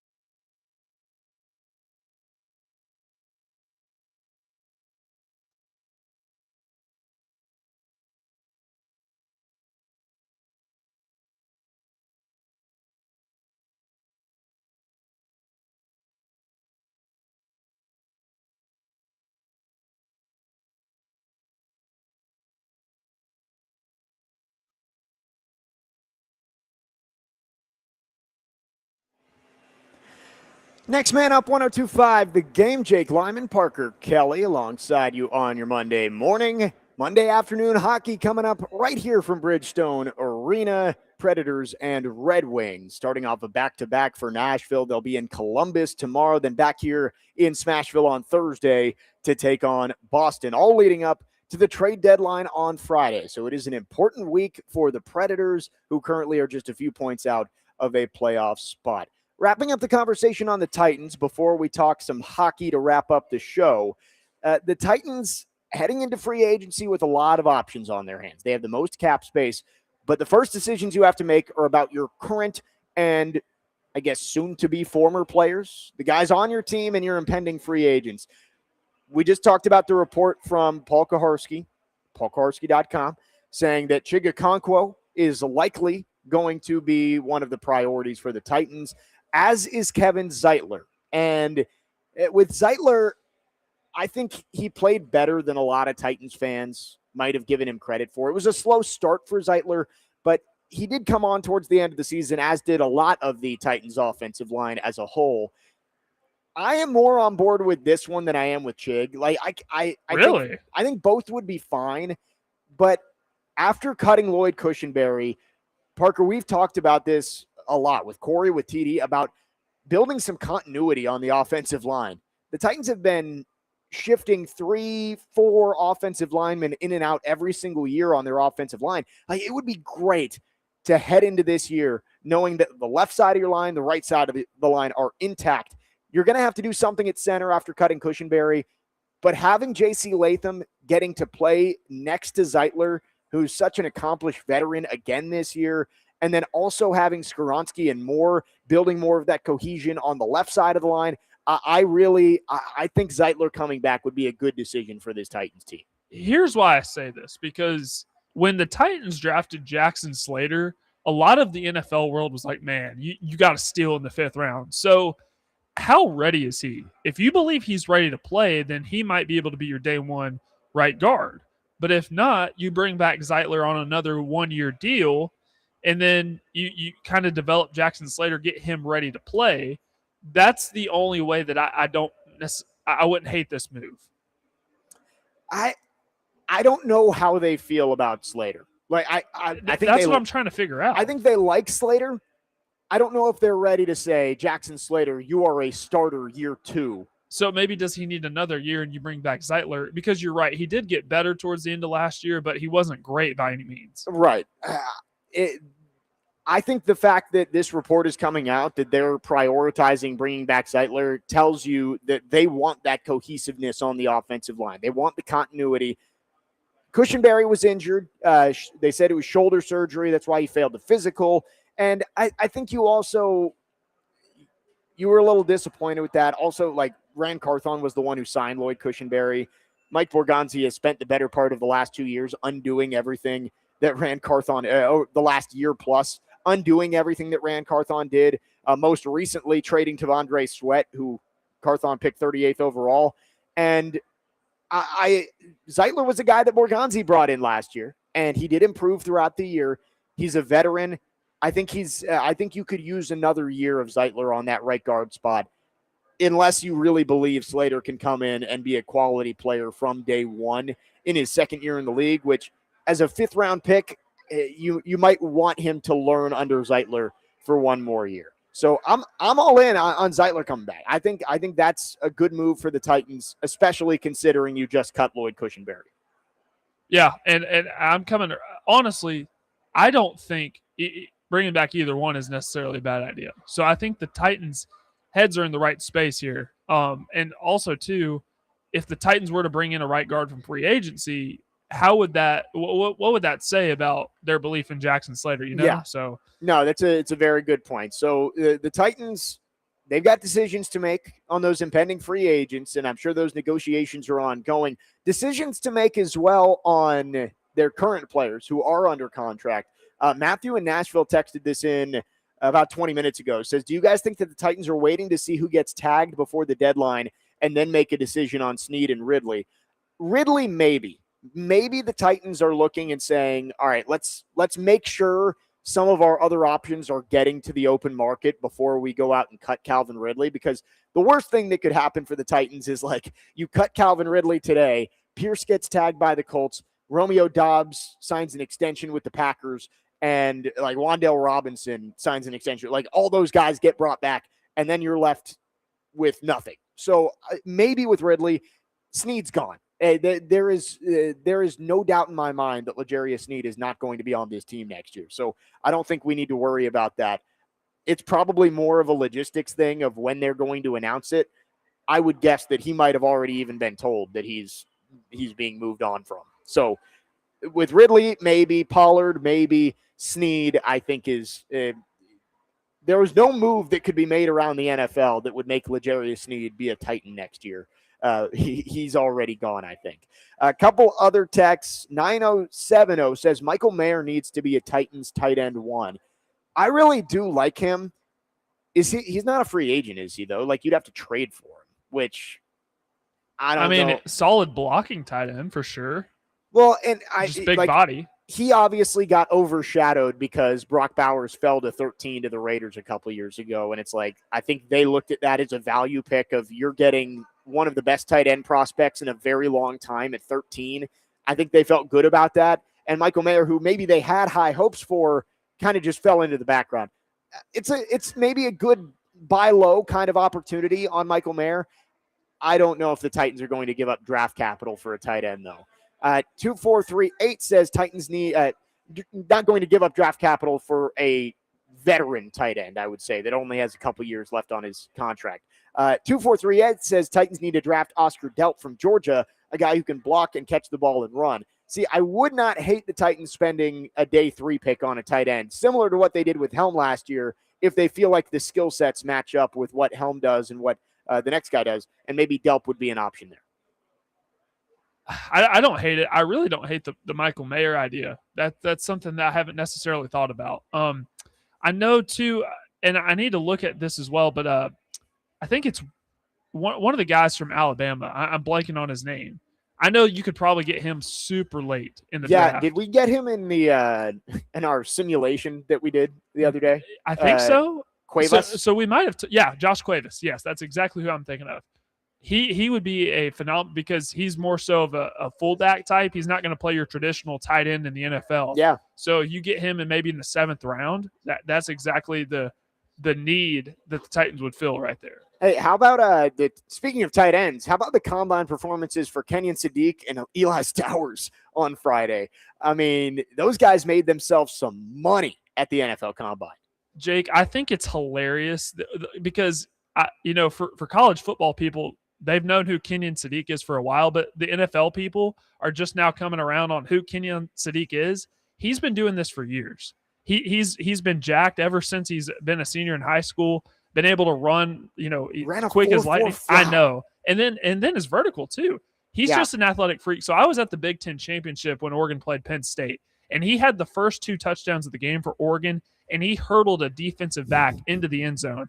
And that when I saw that, I'm like, that guy has legit potential to be tight end 1 in the next draft. Unbelievable. Well, and it's funny. He had the vertical, and everybody was raving about it. And then Stowers beat it by what, like 1.5 inches, 2 inches later on? The second highest vertical ever by a tight end? It was like the 3rd highest vertical by any player at any position in the last 15 years.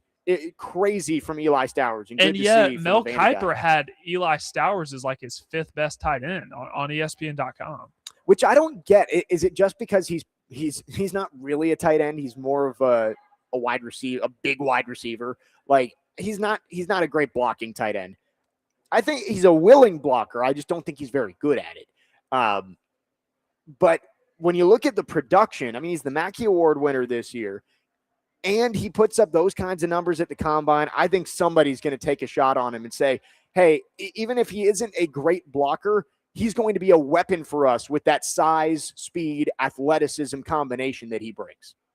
Yeah, so I'm looking right here. ESPN has him as number 5, and this may change, but Kenyon Sadiq is number 1. Joe Royer from Cincinnati is 2. Yeah. Dalton Bentley from Utah is 3. Max Clare is 4, and Eli Stowers is 5. I think Stowers goes higher than tight end 5. but I agree. I don't think he's a first-round pick. I think he's probably back end of round 2, early round 3 type of guy. I really think this is a deep tight end class because you have Michael Trigg from Baylor in there. You have Justin Jolly from NC State, Tanner Koziel from Houston. All these guys are Eli Raridan from Notre Dame. It's a deep tight end class. Yeah, and was it Dalton Roush? He was going in between Sadiq and Stowers, I think, and it was funny. Like he put up some pretty good numbers too. I think he had like a kid from Stanford. Yeah, he had like a 9.9 athletic score or whatever it is that they put out after the combine. So you're right. I think there are options at tight end. Titans probably won't be shopping in the Eli Stowers aisle of tight end, but it wouldn't shock me if they ended up taking a tight end later on in the draft. Speaking of the draft, Caleb on the YouTube chat says, after such an impressive combine overall, I have no clue who will even be there at 4 anymore. And we spent a lot of the first hour on the 4th overall pick and post-combine, what it looks like. That's a very good way to put it from Caleb. Like, we don't know who the Titans are going to pick, mostly because we don't know who the Jets and Cardinals are going to pick. This might be one of the most wide-open drafts we've seen in a while. Mendoza's going 1, but all of these prospects, like, I've seen mocks even today that have David Bailey going as high as 2, as low as 8. Like the guys who are supposed to be the consensus blue chip prospects aren't necessarily viewed that way. So it's going to be a very strange draft season trying to figure out what teams are going to do at the top of the draft, because I don't know what the Titans are going to do. A lot of it is because I don't know what the Jets and Cardinals are going to do either. I think that text is hilarious. Who will be there at 4? Right. Well, the draft doesn't necessarily end at 3. You could still get a really good player. It may not be, David Bailey, but you could still get a really high impact player. And then also too, we've thrown out some hypotheticals of trade backs too. So it's just completely unpredictable. And I meant to mention this, which earlier. Makes it great for the fan. Very entertaining. I'm excited for the next 6 weeks, but I think there's going to be a lot of arguments among Titans fans because there are so many options. All of them have their pros, all of them have their cons, and we're just going to have to see what ends up happening when April 23rd rolls around. I mentioned this earlier, Parker, though. Jim Wyatt, we talked about how he did his tour of the mock drafts and put out 20 projections of who the Titans would take. And last week when he put this out, 19 of the 20 had them taking Reese, Bain, Bailey, right? Like that was kind of where most Titans fans were. That's where most of the national analysts were. The Titans are taking one of those 3 pass rushers at 4. This week, he just put out another one. Only 10 of the 20 have the Titans taking one of those 3 players. So I think the combine and what we saw from those guys, from some of the other prospects, has completely thrown this thing into flux. And I really don't think we're even going to have a clue what the Titans are going to do until Roger Goodell reads that name. Yeah, and again, I this is what I think is going to happen. I think Bailey goes at 2. I think Reese goes at 3. So, and there are going to be arguments all the time. It's just how Titans fans operate. But Love or Bain at 4, that's going to be the conversation or trade back. Yeah. But would it shock you if they took Caleb Downs too, or Sonny Styles? Like, I think there are way more names than I initially thought that could be in play at number 4. Yeah, no, positional value, no, but player value, right.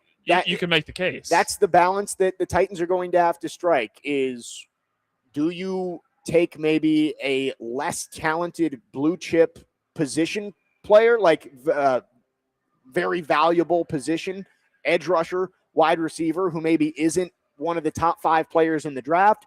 Or do you take one of these guys who plays running back, safety, inside linebacker, who is a top 5 true pound for pound player in the draft? It's just, it's going to be a really interesting 6 weeks as the Titans sort this out. 615-737-1025 is the phone number. You can text or call our phone lines, driven by WilsonCountyHyundai.com. We got 30 more minutes left in the show today. I am live at Bridgestone Arena where the Preds are getting set to host the Red Wings for some afternoon hockey. We will talk Predators when we return, talk about what is a big game today against a playoff team in Detroit. Jake Lyman, Parker Kelly, next man up, 102.5 The Game.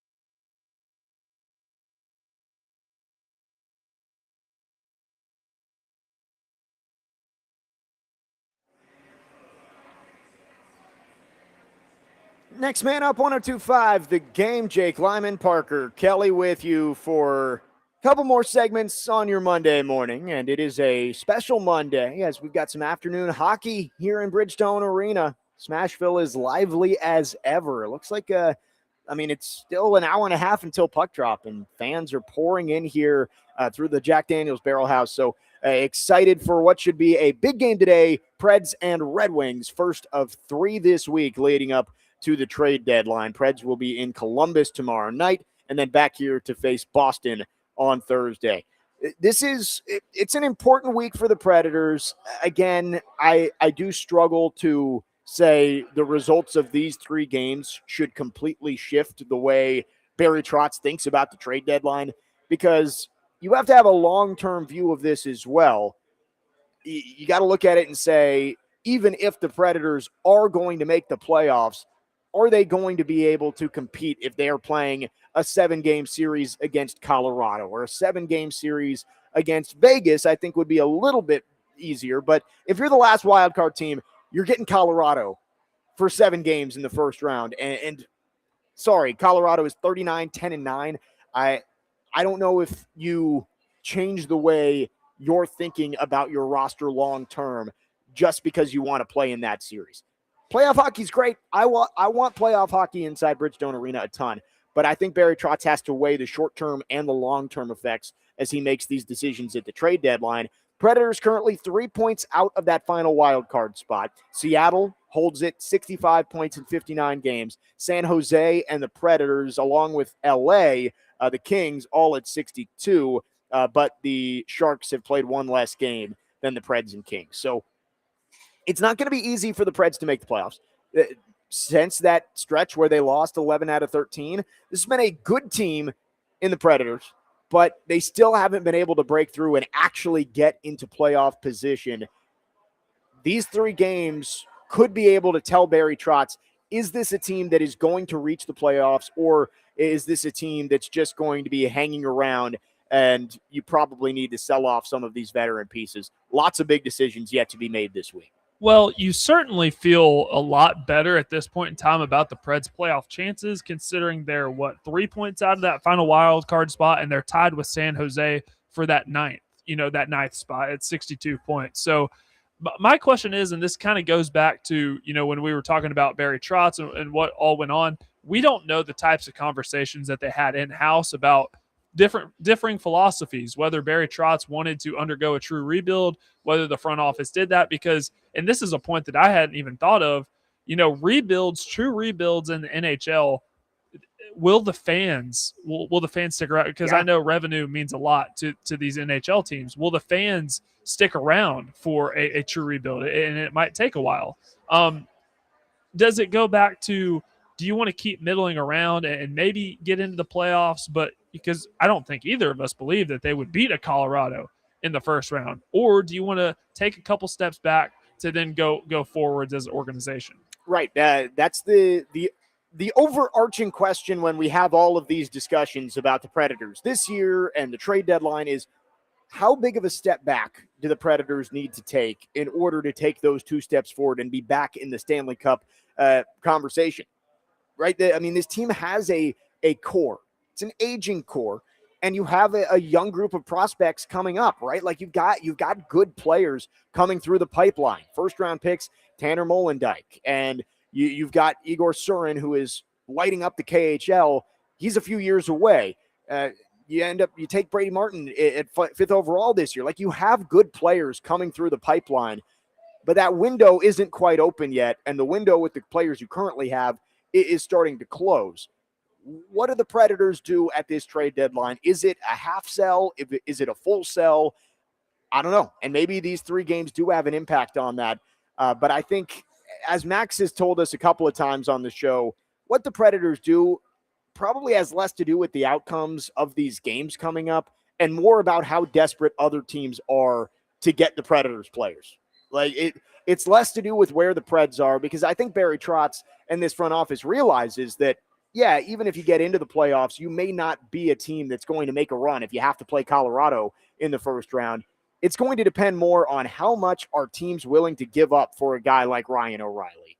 if that's somebody that you're interested in moving on from. How much are teams willing to give up for Eric Howla or Michael Bunting? Like, those are the questions that I think are going to be ringing through that front office over the next couple of weeks, even though you do have to take into account where this team is, and you do want to give the guys in the locker room a chance to go make a playoff run. I think it's going to be a tightrope walk here for Barry Trotz over the next few days in the decisions that he makes leading up to Friday's trade deadline. Yeah, and again, it's one of those things where I feel like I have more questions than I have answers, or are you just going to keep the same team in place, not really do much of anything, and just see what happens? That's certainly a possibility as well. I have no idea, but I'm very interested to find out. Yeah, and we did hear the caller who called in the last segment of Robbie and Retro. I believe his name was Scott, and the point he made actually did ring true a little bit. Is you went all out and made those moves last summer and bring in Marchessault and Shea and Stamkos, and you tried to make a run for it, and the team for a year and a half wasn't very good. This is the type of team that you were looking to build when you made those moves. They have been playing better hockey over the last 2.5 months. Is it going to be enough, though? And I still think that even when this team is playing its best, it's probably not going to be able to compete with the top teams in the Western Conference.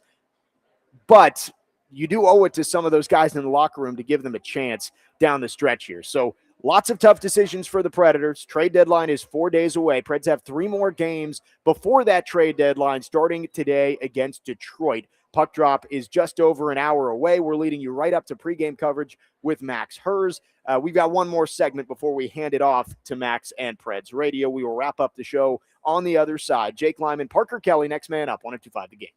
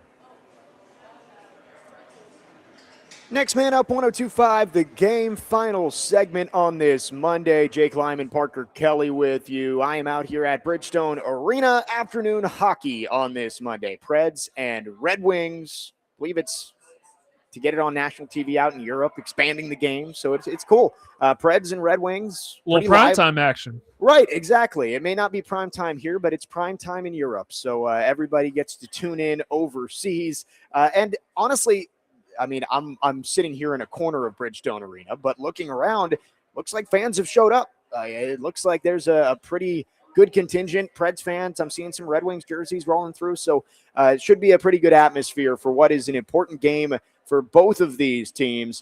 We will hand things off to Max Hers at the top of the hour for Preds pregame coverage. And again, puck drop is set for 1 p.m.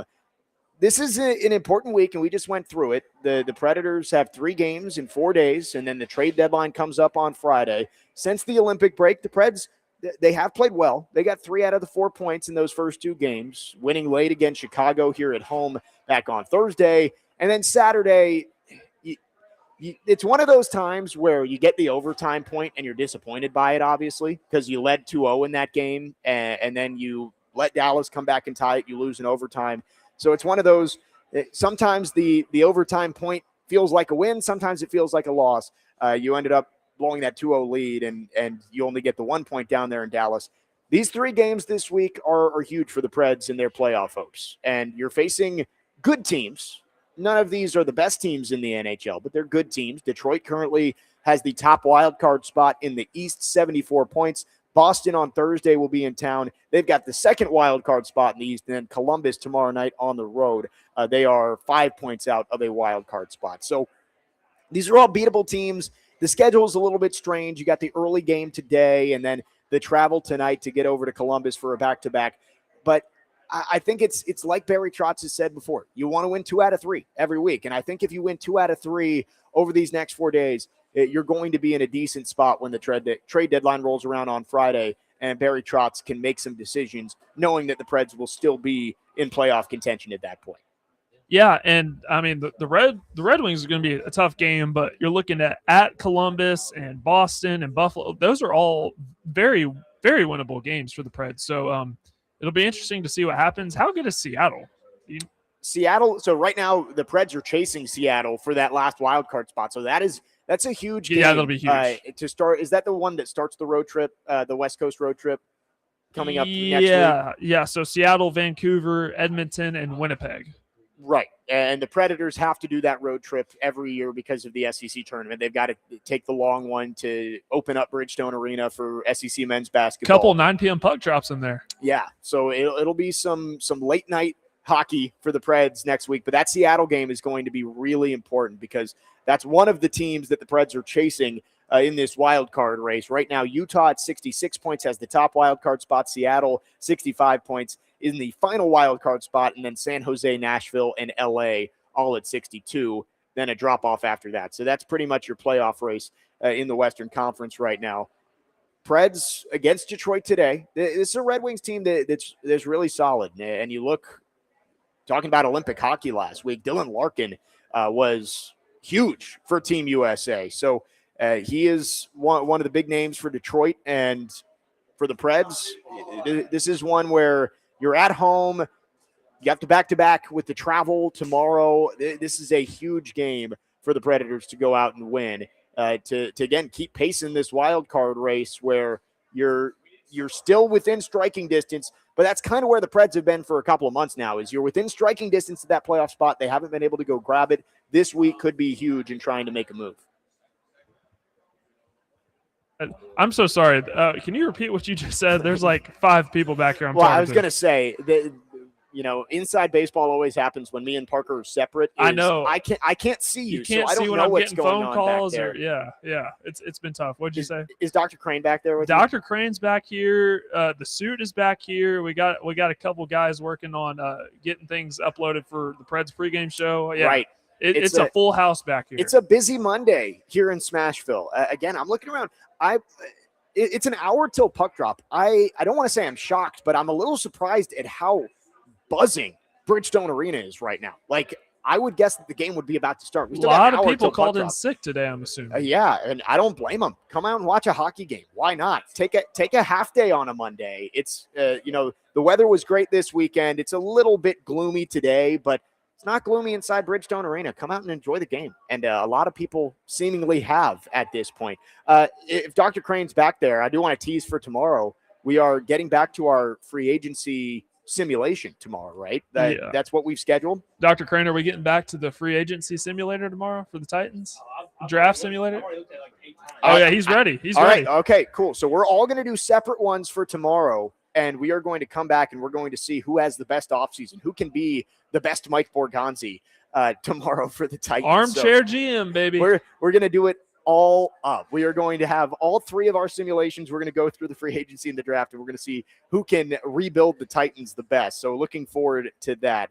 But again, big one today for the Preds. Red Wings in town, and the back-to-back is tough. It does get a little bit easier, of course, because you are playing this early game. And I think, talking with Max about this, that's why the Predators agreed to it is, hey, yeah, we'll play a Monday early game, and it gives us a little bit more time to travel. We're not quite as rushed to get up there to Columbus for tomorrow's game. So this could be advantageous for the Predators to play this early game, especially if this crowd is as big as it's looking like it might be. It sounds behind you. I can't necessarily see everything, but it sounds like it's buzzing back there. No, it is funny. When I talked with Chase about coming out here, I was thinking like, oh, by the end of the show, I'm sure like doors will be open, of course, but like I'm sure it won't be super crowded. Like Barrel House won't be full. Like all the tables at Barrel House are full at this point. It is it's a good crowd for a Monday afternoon, and I respect it, Nashville. I really do. Showing out for your team. You got a hockey game in your city on a Monday afternoon. Take that half day. I mean, or just take the day off. Right, either exactly. One. Take that 3-day weekend. It's I respect it from Smashville coming out and supporting their team. Puck drop is at 1, and Max will be jumping in here in just a second.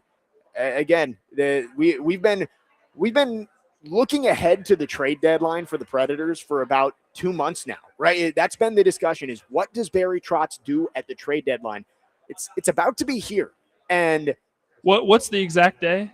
It's Friday, March the 6th. Okay. So the trade deadline is imminent, and it's been quiet on most fronts. And of course, the trade restrictions during the Olympic break had some to do that. But we saw the Kulak deal with the Avalanche and the Penguins earlier this week, last week, but there hasn't been a whole lot of movement around the NHL. I think we could be in for a flurry of moves as teams start to figure out where they are in the standings. With a little over 20 games to go, all these teams have to sort out, are they just a piece away from going for it, making a run in the Stanley Cup playoffs? Are you going to be able to compete when you get to the Stanley Cup playoffs? I think that's a question for the Preds is, how can you balance the short-term vision of this team that has been playing better hockey lately with the long-term trying to gain resources for the future, which you could get by trading off some of your veterans? So these 3 games, I don't think it'll be the end-all be-all for what Barry Trotz decides to do at the trade deadline, but could play a factor as the Preds start to figure out where they're going to be in the playoff picture by Friday. That'll about wrap things up for us here on the show. Been a fun one today. Lots of Titans reaction. Appreciate everybody who has gotten involved throughout the morning. Tomorrow on the show, again, Nick Frazier will join us. We will recap this Preds game that's coming up, afternoon hockey against the Red Wings. And again, we will do our second simulation of the Titans offseason. This time we're going Let's get it 1v1v1 to see who can put together the best Titans rebuild. So all of that is coming up tomorrow at 9 a.m. But we will hand it off now to Max Hers. He's going to have your pregame coverage for the Predators live here from Bridgestone Arena, and he will lead you up to puck drop coming up at 1 o'clock against Detroit. For Parker Kelly, I'm Jake Lyman signing off live from Bridgestone Arena. Preds and Red Wings coming up next here on 102.5 The Game.